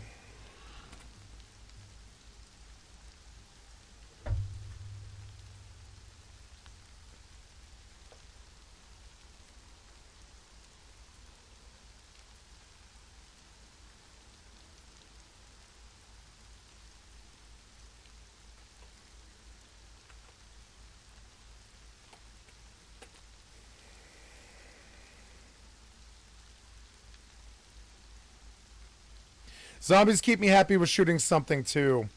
Like that endless loop. That's the gameplay I'm looking for these days. Shit that just keeps on going, you know? You can always find, like, you know, just like mindless grinding and fun. That's why 76 is a much greater game than people give it credit for. You could just grind it forever. It just keeps on going. Always gives you, not new content, but definitely content, you know? You can play it like new content. If you play it RP, I miss 76, but the patch isn't due until the 5th, and that's another thing that I'm doing. Atlantic City's coming up on the 5th, and that gives me a reason to go back to Fallout 76. There's so many good, there's such good shit lately. Much to keep the scourge at bay. A commendation will be sent to my I'll be happy to go back to Fallout 76. That'll be awesome. I might even pay for the month. I will pay for the monthly. And I'll play 76 on a brand new character, and I'll take him straight to Atlantic City and just level there. Maybe there's a cap. I don't know. I'll just level until I reach the cap or whatever. What level is Atlantic City? Let's go see. Fallout 76. What level is Atlantic City? Expeditions. Yeah, it's just expeditions, huh? Plus a flush casino to test your luck. Okay. High rollers, high stakes, whatever. All new expeditions to Atlantic City coming soon. Upcoming 17th major update, once in a blue moon. Which will release on December 5th. It will feature the eponymous Atlantic City, the second expedition for the game. Okay, so it's not a content patch, it's a dungeon patch.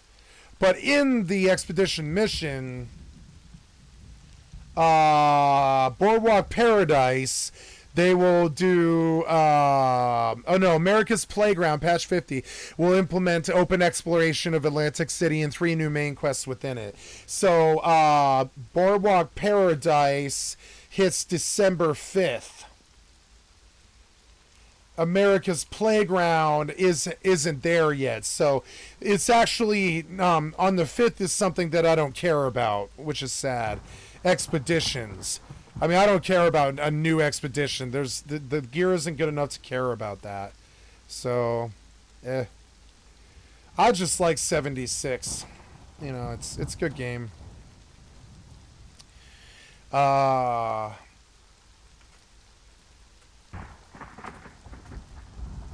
have an Undercity quest. Damn it. You keep making me run over there. It's so annoying. Alright, let's kill this sand beetle now. I'm gonna reward my tiger. Nice. Let's familiar him.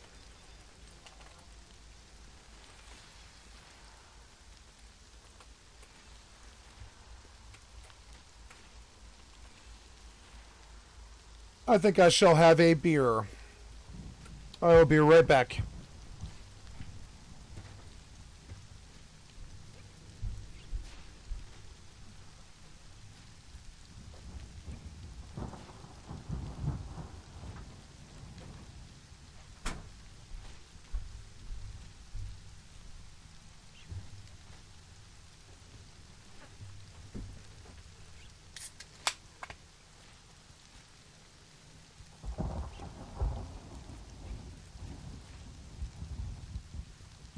Oh, yeah. That'll make your bull run.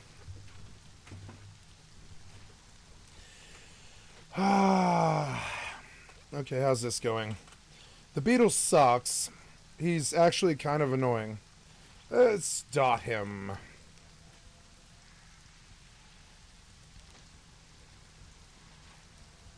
Yeah. Elite. Okay, and rewards 90 seconds. Let's go do this turn in. Hoffendogger. Just outgear it. Yeah.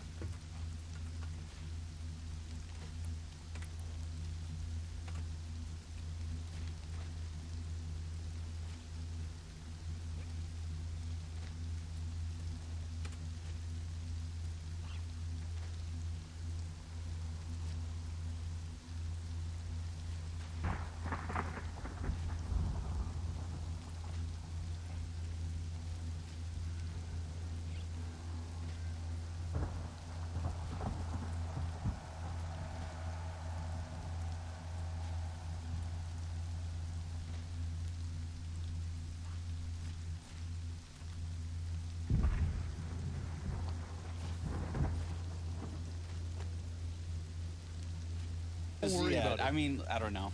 There's so many people who come and stream now, and they're Right. like, all of them have a piece of advice to Oh, improve they my all know. situation, Yeah. and I'm like, fuck, like I've been doing bad for so long. Yeah.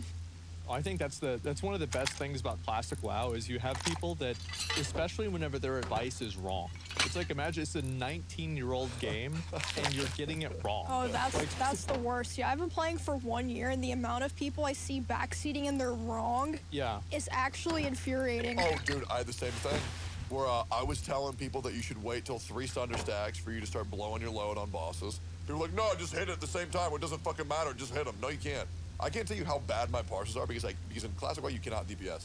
It is the most infuriating thing because me and Shinya, great dude, by the way, one of my warrior buddies, we're not allowed to DPS until the main tanks get better geared. It's infuriating. I did not realize how bad it was. Like, if I pop Recklessness, it's really hard not to Death Wish and Recklessness off the rip, pop a I knew it. rage potion, I and know it just- well. Oh, because if you do that, you're dead. Yeah, you describing that to me, I'm like, that's so stupid. Why would you do that? Yeah, Because in retail, it doesn't matter. In retail, you're like, oh, Wow, taunt. okay. Taunt. You can't ever lose aggro. Interesting. I'm gonna be honest. If you're losing aggro as your tank, you suck. Soda sucks then. Well, no, he's playing a druid. He's playing a warrior. He's playing a warrior. Well, I mean, like, okay, so here's the thing. Is like Soda is obviously very good, but whenever you're playing on hardcore, you've got to be like overly safe. Because whenever I played in Classic, whenever it came out, it's like you remember people were min-maxing like crazy in 2019 whenever it first came out. And so now it's like people are trying to be extra careful and extra safe. There's only one tank I've never pulled off of, and that's C-Dank. Oh, yeah? C-Dank is ridiculously good. I mean, stupid good. Yeah. That guy gets the games in ways I will never understand. And he's taught me so much about my class. Oh, bro, I love this game so much. It's so good. And I'm so glad I'm not tank. There was a little bit where I was a little bit bitter. Yeah. Being the pure DPS is the best decision ever made. You don't even have to think. It's just, well, don't pull threat, and you're good. I will say, back in the day, that was one of the coolest parts of the game was, like, if a warrior was good, if someone was good in your raid, like, you didn't necessarily know why, like, what made them so much better than everyone else. They were just like, you're so fucking good. But, like, the secret sauce wasn't out there. A lot of people didn't share it. Oh, yeah. And, I mean, like you said, some people were, like, just extremely wrong, confidently wrong. That's me. Yeah. But I don't know. I think that made it really special to not have the information. Well, you remember back then, like you would like look it up on these random websites, and there'd be like different people arguing about how to get Ashbringer. Like, no, you can't get it. It's not in the game. But like everybody's like, no, my friend's brother has it. It's so good. It's like all you have to do is fish under this bridge for 17 hours. Yeah, and all that stuff. Yeah, back in the day, like it's so hard to capture that with games now, right? It's like I think that we had a little bit of that with like Elden Ring, right? Because the game had never come out. Like there was like no, you didn't play Elden Ring. No. Did you play Dark Souls? Yeah, number one. Okay, There you go. all right, good. That's probably one of the best ones. That's a good one to That's play. my favorite. Yeah. Elden Ring is a game I could play in the background, but it runs EAC, yeah, it's like back which then, will conflict with like, stuff you like just didn't Rust, have but this, like, I could play Elden Ring in the background. I love Elden Ring. It is to teach you how to play the video game on YouTube, right? You know, I've never, ever played a ranger or a caster in a Souls game, ever. I've always been melee. Always, like, I played Pyromancer, but I didn't play it well. I was mostly melee. I played it well, but I mean, like, I didn't use the magic side of it very much unless I had to. Now I'm kind of curious. They were saying with the right dex build and the right stuff, this giant bow that you use in Elden Ring with the giant arrows and shit is actually super fucking elite, and it just kills everything in like 2 hits. And I've been thinking about that build a lot because it kind of interests me, but the problem is I don't like the bosses. I think you'd have to have a fundamentally deep appreciation of the bosses to want to be somebody who had Elden Ring open as a client all the time and was constantly playing it and leveling it and all that. I think you would have to have an appreciation of most of the gameplay in the game, and I don't like the bosses. Hey, there's my level 38 again, finally. Well, that's good. Yeah, kill the tiger, I guess.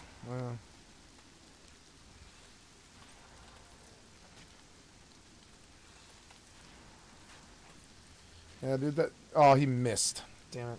Oh, well. Was wrong, and you just had to learn it yourself. And it, like, going back and playing it again, I do kind of wish that we had that back. It would be so nice, but I don't know how you can do it. I think you'd have to make like a red herring of a game where they just fucking, I mean, maybe kind of like Baldur's Gate thing where it's like, it's so information dense and there's so much to like sort through that you almost have to just come across it randomly, whatever the... Did you ever play PoE? Path of Exile? Yeah. No. That's that kind of game. It's Really? so complex. Like, you'll have people, it will be a 30-minute video of a spreadsheet. Why? For what? Killing man, ARPG mobs? This For video what? is amazing. I can't wait to play this. This looks so exciting. And like that's it. Then when you like, you'll play have it- somebody who spent like 2,000 hours in the game, 5,000 hours, stream it professionally. You ask them, how well do you understand PoE? I don't really know what I'm talking about. That's the kind of game it is. It's fucking insane. I love that. So yeah, I mean, like, yeah, having like the no min maxing or anything like that, I think that's kind of actually why hardcore is kind of popular, because like now you're playing hardcore and everything. How do you like it? I like it a lot. I mean, I'm really scared to die. That's why I rolled a rogue. I'm like, I don't... AFK. Yeah. Problem is, rogues just don't do anything. Like game, they just I don't know. do shit. Dude, I've been so fucking sad about it because Soda's been ranting about, well, it was Soda and Mizkif were like ranting about like how to properly tank a boss or whatever. Yeah. I'm like, I could do that. I could do it.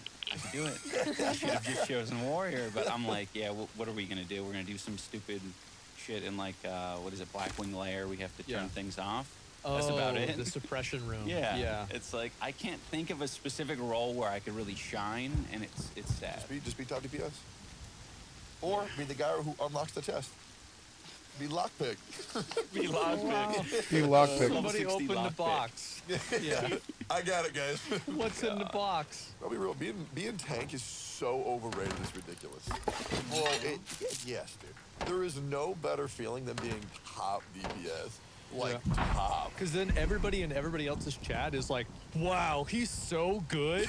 Oh my god, how's he doing so much damage? It was sick because XQC and Soda did AQ20 last night, and their top DPS for the clear was Sony, who did around 526 DPS.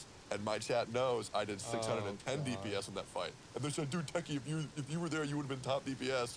And I'm like, yeah, I would have, huh, guys? Same thing with Shinya, bro. It's so cool, man. It's such a boys, like, the boys parse club. Oh, my God. Yeah. And Soda hated it because I started talking that way. And Soda's like, shut the fuck up. Well, because he knows what happens is that once people start talking about numbers, then it's like, well, I can get a higher number than him. Let me just do a little bit more damage and maybe pull aggro and then die. And then they fucking die, and their whole raid's ruined.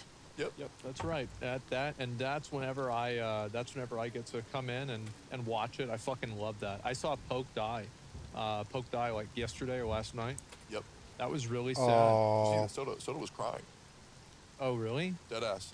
I mean, I don't blame him. Like, that was really bad. It was really bad because I mean his reaction. I talked to him immediately after. Talked to him for like 2 hours afterwards. Yeah. He was fucked up because he felt like he let everybody down. He was blaming himself. So I went through the clip with him, and I'm like, bro, mage, man. Like, I was actually mad watching it. Absolutely. Just to see that he existed. Yeah. And he didn't die. That was like, that's the worst part about it is like that's why I never want to be a tank in hardcore. is because every single time things go wrong, no doubt you made everybody's your like, way all here right, first see you mention later, of my man. summons, And the yes. tank is just sitting there getting killed. I would expect no less It's from bad. a prospective Death Stalker. And that was If you everybody wish to was join doing the Death everything wrong Stalkers, except for him. Lord scenario. His Varimathras' Pokeball was elite playing me right. guard. He You will was have to prove your DPSing worth. Skull. The I mage was will not polymorphing lie Skull. to you, I don't adventurer. believe Soda Pop This Shield tab- Wall, so people freaked out a little bit more. The Paladin bopped Soda at 60% for whatever fucking reason, so he aggro dropped. No. No, that's not what happened? Nope, it was a good decision to bop Soda. Wait, why? It was good because if he had bopped Poke, then Soda could have gotten hit by a crushing blow. It's a dual wield mob with a secondary attack. So it could have, if it had done one crushing blow, Soda's not defense capped, it would have insta-gibbed Soda too. That would have been hilarious, though. It would have been really funny, but it was not a bad. It was not a bad play. Okay. Yeah, I didn't know about that shit. For me, I'm just like, I just know Soda has an alt. I know Pokey doesn't have an alt. I feel like it should have been like just Petri. Everyone just Petri. Like, Well, I mean, Poke gave me 50 gold like maybe a few days ago on stream, so I got to get him back. Yeah. I gotta get that gold back. He needs it. I feel bad, man. I really hope he does come back. I really don't think it's as hard to come back as he thinks it is. Because it's like, let's be real. Okay, you do what Emmy or Miz did. You get back to 40 in a day. It's just demotivating. But I mean, the other thing is, like, you have to have people that are willing to do it. Well, Poke is loved by Fangsley. And I'm sure Rochat would help him too. But I Yeah. mean, it's just demotivating because it's like, even though it's so fast, it's still, I mean, just a 40 is like 15 hours of your life. And that's for Priest, which is probably one of the best power leveling classes. Oh, wait, why is that? Because of Holy Nova? Yeah, I guess that makes it pulls sense. no threat in its AoE. That makes a lot of sense, actually. Yeah. Okay. Because then you get to 40, 15, maybe 20 hours. Necklace to 50. That costs about 3-4K. He farms Mara. He probably has the money. Yeah, I'm sure he's farming Maradon for that money. Yep. And then, 50, 60 ZG boost. That takes about 13 hours. He can What do class it. was he? A rogue? He was a Warlock. With even worse, because I hate this shit, he was like full BIS. Like full BIS. Like, Full like BIS. Full BIS. Yeah. AQ, ZG. What else would he be Maybe like if he's an AQ 20? Felt horrible. What the fuck else would he be? iDubbbz, have you had a character die yet in hardcore? No. Really? Okay. Not at all? Nice. Wow. What level are you? 37, right? 38? 38. Oh shit! Okay. Wow. Wow. All right. So you're Good shit, actually good pretty shit. far along then. Yeah, I haven't gotten mob tagged or boosted or whatever the Wow. phrases So are. you've actually had to play the game. I've played the game. I've been playing the game. All right, we did play the game up to 40 ourselves, and then we were like, we're not streaming this again. No one wants to watch it. That's the only reason we got mob tagged. But Hey, before that, I played the game all the way up to 60 back in 2006. Okay. Nice. Like, yeah, I deserve this. oh It's yeah, fine. you were getting mob tagged. Wait, were you? I mean, I feel like you don't really have a choice. I have done Even if- nothing. Even Nothing. If you didn't want to get mob tagged, I feel I like have people would just done do it nothing. Anyway, Well, so- yeah, of course, to fuck with me. No, I had. So there was this one fucking piece of shit. So we're in Westfall, and I swear to God, there are 4 crabs that you just re-kill over and over and over because they respawn fast. And there was another mage, and he was helping a younger fucking lower level mage or priest or something like that hit the crabs, but I'm hitting them faster. And so then we're fighting over these tags for these 4 crabs for like an hour. I'm not even kidding you. And then just layer. no, they're gonna layer. And so so he comes over and the guy leaves. The booster stays. He's like level 33. He's stealing my crab Oh, I kills died somehow. just to spite Oh. me. And it's like, This oh, is I'm such not a gonna long layer now. walk, son Like, of a oh, you want to bitch. fucking do this? All right, let's see what's gonna happen. So like, I'm sitting here fighting for these 4 fucking crabs for an hour, and I'm beating him. And then so guess what he fucking does? He's multi-boxing. He brings in a second mage that he's playing at the same time, and he's alternating one mage while he's trying to pull all of my tags, and then drinking on the second mage, and then having them tag team each other to waste my time. We do this for 3 hours. He finally leaves, and I'm like, thanks for the help, man. You know? And he's I think he's like a Chinese farmer or something like that. And the whole thing happened, and I just like, afterwards, I wanted to go to bed. Because like at that point, like I wasn't going to leave, right? I'm not gonna like, because if I leave, then he wins. Yep. So I can't fucking leave. But it's like, God, this is wasting so much time, but I can't fucking let him win. He didn't win though. Was this like yesterday or something? It's like a week ago. Okay. Yeah, it's like a week ago. Yeah, I mean, I didn't know. I was gonna say I can't differentiate between like a week ago and I guess 20 years ago or 19 years ago. Yeah, at me this either. point. I'm Isn't like, that fucked up? Yeah, it's bad. When you're talking about this game, yeah. Back then, I would have done the same stupid thing. I would have been up till like 1 in the morning. Mom would have come in. Hey, go to bed. No, I've got to kill the fucking crabs. Yeah. No, I know. It's Were you exactly on stream right. when that happened? No, I wasn't. I did all this for free. That was off stream. This is all. Yeah. Oh yeah. Oh yeah. No one was watching. Nobody Wow. was watching. No, I'm an asshole. Even crazy. by my snot show, guys. Yeah, exactly. And I remember you made a comment on the Oh subject of my streamers. God, right where off you the said bat. that gamers and And he's a streamers are like poacher. way different. What did you mean by that? Wait, on what? You were saying like you've hung out with like gamers before when you Oh came to yeah. yeah. Is it like the words they use? No. No, not even that. I think there's a lot of crossover with the words gamers and streamers used. It sure is. No, I think that was just more so a comment on the volume of streamers and the, you know, it's a game in and of itself. Yeah. Whereas gamers are just like, I don't know. Like, I will say it was sort of mixed going into the room with all of the OTK people for the guild meeting. Yeah. Because You said you didn't like that. You said it was boring as fuck, right? Yeah, I did. Yeah. It was really boring for you? I mean, when I first got there, no. I was nervous, so it wasn't boring because I was nervous. Right. But when it's into like hour 2 of this fucking presentation, and I'm looking around and Mizkif is like fucking writing shit on his paper still, and like fucking open mouth staring at the screen, and I'm like, the camera isn't even on him, and he's doing this. I'm like, what the fuck is going on? I look over, someone else, Emmy's taking notes. I'm like, what the fuck? Like, I mean, I gotta shit? know. Yeah, well, it's I gotta crazy know because what's I'm going like, on. I've never played it. Okay, so what were the notes on? It was all the early raid dungeons. So Yep. like Blackrock All right, what does Spire. Baron Rivendare do? Final boss of Stratholme. Final boss of Undead. Stratholme. Undead guy on a pony. Purple Undead pony. guy on the pony. And Isn't the that guy ads, that, which you like, take out the there's a door. room with all the dudes that run at The the ads. place and you stay grouped and the mage kills everyone. Well, mage killing everyone is more accurate. Well, see, this is why I took the notes, because we went over like 8 fucking dungeons. I was like, I need to write this down so I can read there's it later. skeletons in his room. Five of and them. What happens when you kill the skeletons? They explode. That's a good answer. Yeah. They explode into a green cloud. Into skeleton bones. Well, yeah, I can see the notes really work. Yeah, absolutely. So how long did this shit go on for? Because I wasn't there to see it. It was 7 hours. What the fuck? Are you kidding me? Nope. Okay. Name one boss in Molten Core besides Ragnaros. Stack or we It was a didn't. trick But you don't- question. What? Oh, trick question! Yeah, we're going to that. Yeah, we're I going didn't even know that. We're going over MC next week. Which, Oh, okay. please, I'm asking you. You should go. Oh, I don't know. I think if you go, because Yeah. I don't know what's going on. You should in lead Soda. it. Yeah. I would really like you at the raid. Uh-huh.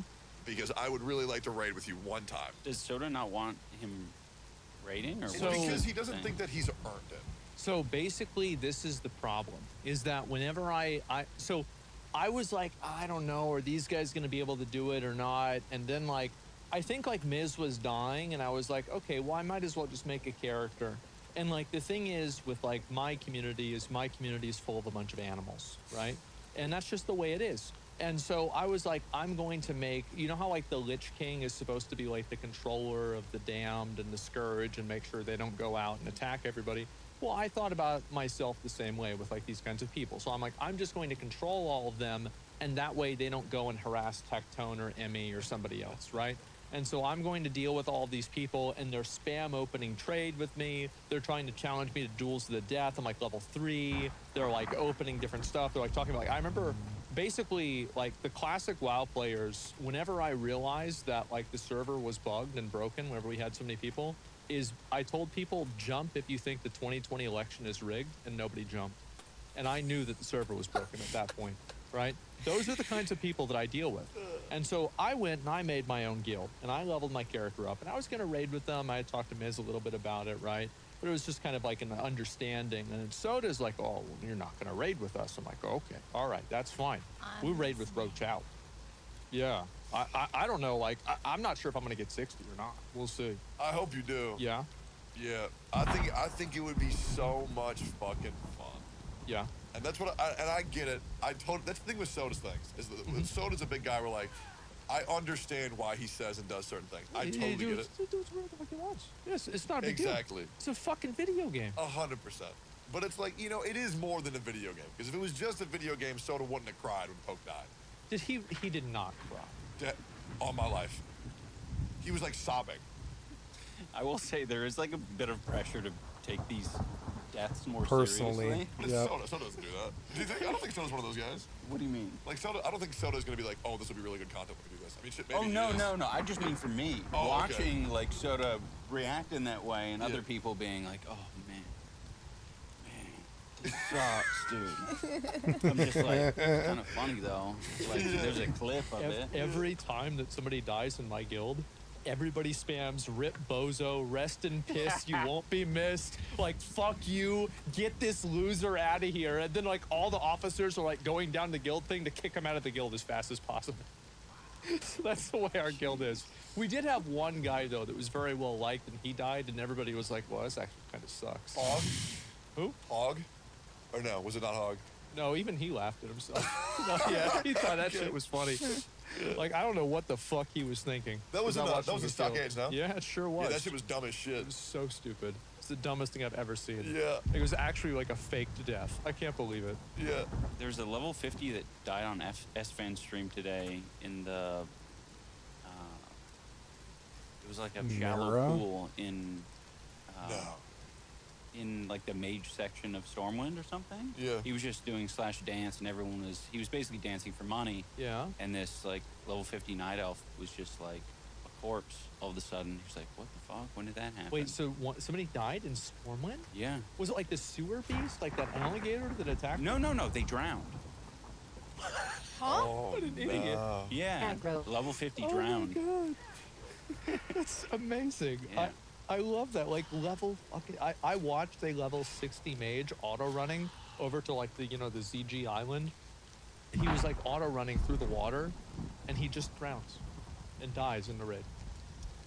Oh my It's the saddest fucking thing I'd ever seen. Russell almost auto ran off a cliff. Did you ever see that clip? Yep. No, I didn't. Into Ungoro. He was like 40 or 50, somewhere Yeah. in there. He clipped into a mountain so he didn't fall off. Oh my god. Yep. I did my first lava run in BRD yesterday. That was awesome. Yeah. And, Emmy, if you have not done lava runs yet, you are going to love it. It is like exhilarating. You have this add-on that tells you you have like a I don't know how many frames it is, maybe like 4 or 5 frame window to like jump. Otherwise the lava hits you for 600, and you have to swim for like 30 seconds in this shit. And then you also have to stand exactly on a cliff, because if you don't stand exactly on the point of the cliff, like 7 elementals like aggro on you. But it saves you like 40 minutes of BRD. And I did that like 4 or 5 times last night to get my Hand of Justice. I didn't get the Hand of Justice. So I have to do it again. Which, by the way, holy fuck, I want that trinket so bad. But there's so many cool things. Yeah, I'm trying. I would never do farming things like that. SGC as well, Savage I Savage very Gladiator much State like now, that. I don't have which to do is things 2% like that. crit, Fuck that a shit. fuck ton of stats. No. I'm on run 27. 27. Never Fuck seen the iron BRT drop, 27 I've times. never even seen the right Come boss on spawn. now. So I have a feeling I'm going to be in there for a very long time. I'm going to be Light living of in BRD. Hopefully by the time this Justice. episode comes out, I'll have Yeah. that. You won't. You won't. I will. Okay. All right. We'll see I what will. happens. I'll Yeah, have we'll it see what today. happens. Okay. Okay. All right. All right. I mean, look, it is Sure. what it is. All right. Yeah. Like, I don't know. I feel like I with a will. lot of that kind of stuff, like those types of farms, I wish WoW was more like that now. Like, did you play retail, like Dragonflight at all? No. No. Okay. Why not? I was living life. Yeah. Yeah. Just other Yeah, I things played. to I do, played right? for Yeah, it was just like 5 back weeks. In the day, they had like these think. dungeons that felt like real dungeons. It was like 4 weeks in, and then I left, and then I came back for 10 I wish days. there were more games like I could do it right now. right? For like a lot of MMOs, I think that one thing that Classic WoW does better than any other MMO, at least that I've played, is that it makes it to where your progress begins at level 1, not whenever you hit the max level. You know, like that's one thing for me. I just really like about the game. Testify, brother. You said that you I were agree. living life. So 14, you played WoW until 17. Yeah. You quit WoW cold turkey. There must have been a reason. And what did you go to do? What do you consider living life? Must have been a reason. The fucking Burning Crusade came out, and I was like, everything's different. I think the key factor for me was kind of like Asma was saying, like, it was like important from level 1. Like, you start grinding for shit. Yeah. And I had there were so many like random items that I like got along the way that I was like keeping in my bank and stuff. And it was like I was building on this character, and I was so relieved when I reached 60 because I was like, I made it to the end. I can just be the best in this game at the end. I can have all the shit. And then they just added an extra 10 levels. I'm like, everyone's caught, like these fucking losers who have just started the game can catch up to me. Fuck this, I'm out. Yep. Yeah. I understand that. When did you start YouTube? I thought you were going to say you started YouTube or some shit. No, I started YouTube like 2012. So then you would have been, what, 21, 22? Somewhere in there, yeah. What got you to start YouTube? I think the first video I ever saw you was probably, shit, I don't know. It was either you saying that you were gay, or you doing a content cop. Right. No, the first thing I did on YouTube was I wanted to be a gaming channel. So I played a bunch of indie games. Yeah. And that was like kind of my niche for a while. There were so many like, small development studios that didn't get any attention, but they were making awesome games. This one game in particular, it was like these anthropomorphic rabbits that like did karate and fought each other. Yeah. Okay. That was called Overgrowth. I think the game, I think most of the work for it was done when I was playing it, but it's kind of a joke now because they were supposed to make like a full-fledged game, but it was mostly like what is that called? Like a tech demo or something like that. That's what the game feels like. So I was playing games like that, and I was just like trying to, get some views, and then I just started. Oh yeah, there you go. Overgrowth, but it's damn. Wait, this shit 2022? It's still going? Yeah, you can. Damn, that shit looks terrible, bro. But in 2012, I bet that was sick. What the hell? Sorry, man. Sorry. You don't like that? Look at these guys. Oh, he just cut his throat, and he just look at that. Damn. Are you furry? Yeah. Yeah, I'm a bear. Are you actually? Yeah. Oh, that's cool. I'm a big cat. Oh, big sick. feline. I thought I was an equine at first. I thought you made up your own. Yeah. But I took the quiz. I'm a bear. I am curious because you've had a huge, was mine? I forget. Almost like a metamorphosis of where you started to where you are now, as far as like the content and maybe even like the person who you are. Mm-hmm. How was that? Like, what made you decide to do like content cop in the back, and now you're fucking beating up people? Warp drive active. Oh man, I don't know. I definitely didn't want people to like. I don't know if it's like a chip on my shoulder or whatever, but I didn't want people to say that I'm like a one-trick pony. Yeah. Or whatever. Yeah. So. I don't know. I felt like, if I, in some ways, like, got ahead of it and, like, did different things, interesting things, I would feel good about myself and where I was headed. So that's kind of why I just, that's why I did the boxing thing, I guess, is an example. Yeah. That's probably the craziest thing I've done. I think it's a really good idea. Like, I think a lot of creators feel that way. Like, I hated being called the Genshin guy. I don't know how you felt about being called the WoW guy or you being called the League girl. I hate that shit. Now I'm the React guy. But at the same time, it's like, it might be like the motivation for doing it might not be the best. Be like, I don't want to be known as just this or whatever. But I think ultimately, what comes out of it, I think the means justify the ends, or maybe vice versa, where like, I think you just grow as a person when you put yourself in uncomfortable situations and you kind of challenge yourself. And I guess for me, it's like, I did it, but I don't think it was for the right reasons necessarily at the beginning. Who knows? But yeah, I'm happy I did it. Yeah, absolutely. I want to get a win though. Yeah. Who cares, man? I still think it's just cool that you're doing it. Yeah. What is like, you say you put yourself in uncomfortable situations. Is there any incredibly uncomfortable situation that comes to mind that you put yourself through? With content or something like that? Oh yeah, certainly. Yeah, with you're content. comfortable talking about, or no? Yeah, I'm comfortable talking about any of it. If there's something specific that you want to talk about, we can talk about it. But Well, no, I mean, I okay. don't want to like, yeah. Of course. Well, I'm gonna just be real.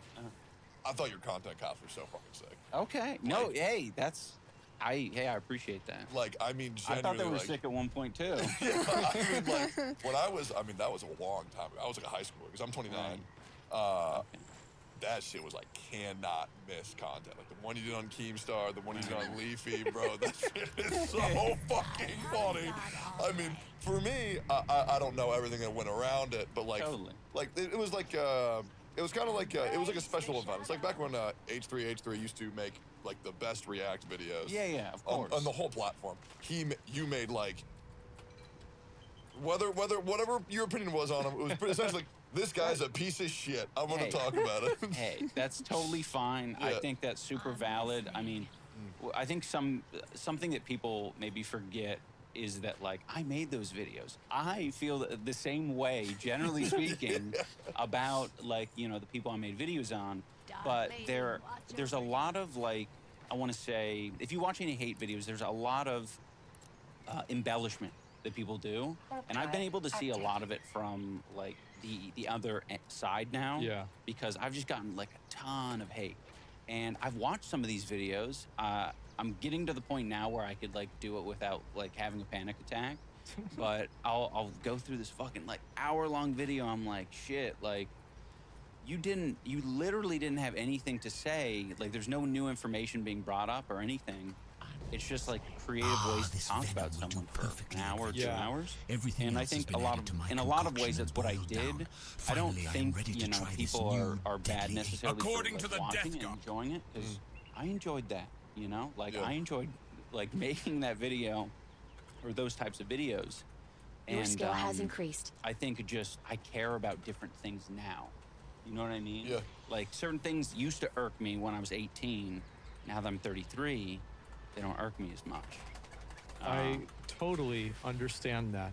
Like, I used to get so fucking mad at my mom for giving people gold in WoW. I said, this lazy bitch didn't earn it. He didn't do anything to get this. Why are you giving them money? And like now, well, I'm the lazy bitch. But besides that, it's like, it's a fucking video game. Who cares? It's not that big of a deal. Damn like it. whenever I hear about like, you know, what a content creator can't does, right? move. The list He's gonna of kill bad me. things that they did, they lied to their fans. I remember, I think Ice Poseidon Turn around. had a girlfriend without Damn telling it. his fans. Are you fucking kidding me? Is this a joke? What is this? And then, oh, somebody had somebody else play a video game for them, but they pretended it was them playing the video game. Oh, I'm I going don't to know. the wrong camp. If I was in middle school, I'd be fucking furious about that. Yeah. But nowadays, it's like, yeah, it's kind of stupid, but does this really warrant a 45-minute video? Like, I mean, Yeah, do we really need exactly. to find out where they live? I love that your Yeah. examples are like a lot of the time rooted in the game. Oh, that and- is so fucking cool. Well, they're also real examples, right? Yeah. yeah, you know. And Yeah, so, yeah. Oh, absolutely. Absolutely. And yeah, it's just like it's very weird, right? Like, what is the ethics, right? Or like, what are the pillars of virtues of being on the internet, right? And like, I think always like people get upset whenever it's like there's a person who is making content and then they change their content and then they're like, well, I'm not about that anymore, because then they take it personally as if like they're wrong, right? I Yeah. think that's what it is. That's totally what it is. Yeah. That's something that I didn't, A drink I at think, put last. too much I'm thought sure it's no into rap is music, like but I'll me take anything to wet the denouncing old any whistle like at this. past content that people would take that as, you You're know, denouncing them. Yeah, that I'm Yeah. denouncing them. Like, and it's like, no, like that was me too. And you guys don't have to like, I mean, if you still like the content, that's fine. You know, like give it 5 years. Give it. I used to few be months. way more of an incel whenever I was 19. And Oh, now, absolutely. now I just, no, I'm not. I don't feel that way anymore. That's just the way it is. And it's like, if you're 19, it's like, yeah, I remember that. For sure, man. Have fun. Yeah. It's just how it is. But like, do you think that like, you know, you've been making content for fucking ever. Do you think the internet has like fundamentally changed, or do you think there's still that like audience for that super edgy content? Because like now you see a lot more like kind of clean content, but is that just because of sponsors or, you know, advertising? No, I don't think so. I mean, obviously, what is edgy is constantly moving. It sure is. Right? So that's a bar that changes. That's like what comedians have to kind of look at and play with, is jumping on either side of that and just playing right on the edge. And yeah, I don't really think anything's changed too much. I think the comments about you know, like things being advertiser friendly or whatever, like surely that's like important if you're trying to make a living on it. But I see plenty of people making a living being edgy, because you can always do the and you you can do the woe is me thing. I've seen plenty of people do it, which is like people basically say like, this type of content that I'm making you know, doesn't have ads on it, or YouTube's not allowing me to put ads on my content, therefore support me on these other platforms. So like that's a really powerful tool, and people can do that if they're making edgy content. So I don't know. I don't think it's necessarily like a great excuse. If you want me to be honest, I actually think that's a good thing. You know, being funded directly by your audience. I think that's better than advertisers in a lot of ways, right? It's safer. It actually, like, and this is a problem, right? Is that there is very few ways that creators are really accountable, really, for anything other than if they get banned. But besides that, people just keep doing the same stuff. They can fuck up, do something really bad, and nobody really gives a shit. And so having it to where like they're actually monetized by their audience makes them accountable to the people that they're making content for. I think it's the best thing possible, really. Yeah, I agree. So you really don't think the internet's changed that much over the years? I really don't. I mean, yeah, we can maybe talk about examples. Yeah, like for example, like back when I was a kid, you know, I would tell everybody on League, like, you're fucking retarded, please kill yourself. Right, but like these days, you can't say that. But here's the thing, is that I used to think like you did, but then I played Warzone, and I queued into random lobbies. And it was exactly every single one of them were using words that would get us demonetized. And this was like, and they were doing it constantly, and it was just like nothing has changed. It's like I went from playing a lobby of Halo 2 in 2004 to Warzone in 2021, exact same thing. You know, I don't think anything's really changed a lot at all. I think that the difference is that it's not promoted as much, and you can get in trouble for it. I guess that's fair. You don't think there was like a big wave for the past like 2-3 years? Maybe it was just me, because I played this game called Genshin Impact for a little bit, where they're kind of like moral polices. Well, it's the demographic. Yeah, do you think that's like what it is? The demographic of Genshin, and then like a lot of us were kind of aging out of certain, you know, like areas that would be more edgy, but they still exist. We're just not in them anymore. Yeah, because like, I mean, back when like the past 2-3 years, I felt like there was this massive wave of like SJWs being like, don't say this, don't say that. You say someone's retarded, you're ableist. You say someone's killing themselves, that's a serious crime. Like, for example, when Bebe said, see you later, retards, that was like a huge deal.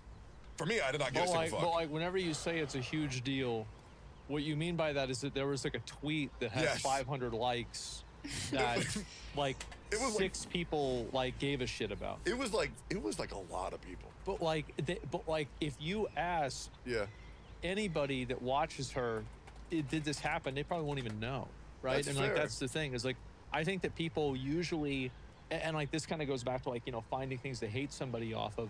Like they usually wait for a person to fuck up, and then they act like that fuck up is way worse than what it is. Also, like when when you see a big number on Twitter, I think it's easy to be like, oh wow, a hate tweet with 30,000 likes. That's actually like so small in the scope of things. Like, I remember there's like one about me that like, I don't even remember how many it got. Like maybe it was like 15 to 30. It was hating me for saying I was a landlord, and I was a terrible person for being a landlord, because I joked to Schlatt that one time on our other podcast that I was a landlord. I'm not. And they were like, dude, I can't believe people support her because she's a landlord. And I was like, well, I'm not. Yeah.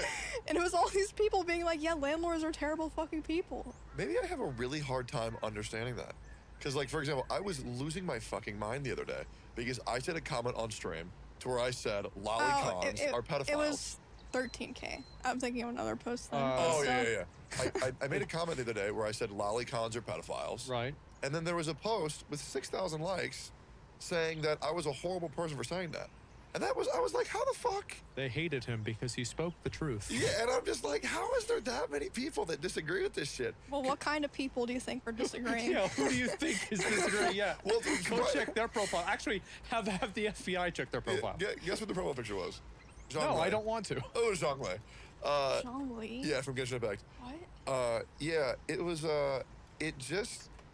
it's very strange to me how clear I see the world, and I think I understand these things, and I feel like there are things that should just be common sense, but it just feels like that's not how some people think, and it's very strange to me how things that just seem so simple and straightforward are not understood.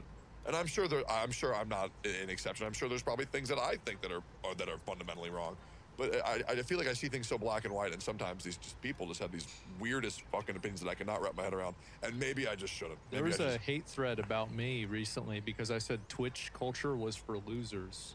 And then obviously, and it's like, if I say something like this, in no point do I expect that everybody's gonna be like, oh, you go girl. Obviously it's gonna make people mad. Yeah, no shit, because there's people that think they're part of the Twitch culture. And like, I'll read tons of these comments and people just get so fucking mad.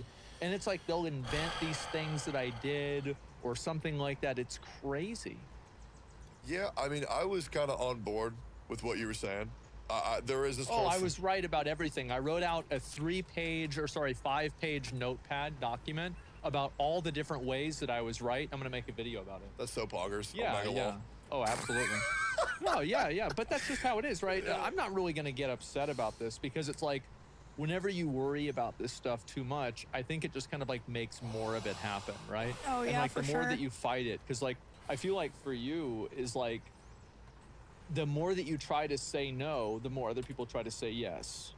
Yeah, if you, I've found over time, if you take a certain position, you're almost like inviting people to take the opposite position. Exactly.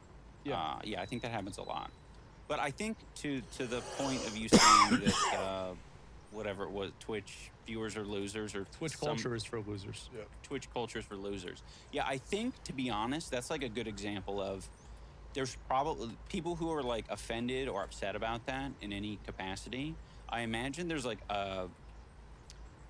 we can sort of picture like a pie chart of like how many people are offended because they're on Twitch and they took personal offense or some shit like that. It's probably like pretty small. I would venture to guess like a large majority of people are like, well, they didn't like me to begin with. Pokey would get roasted, or Pokimane would They get said roasted. that? Yes, exactly.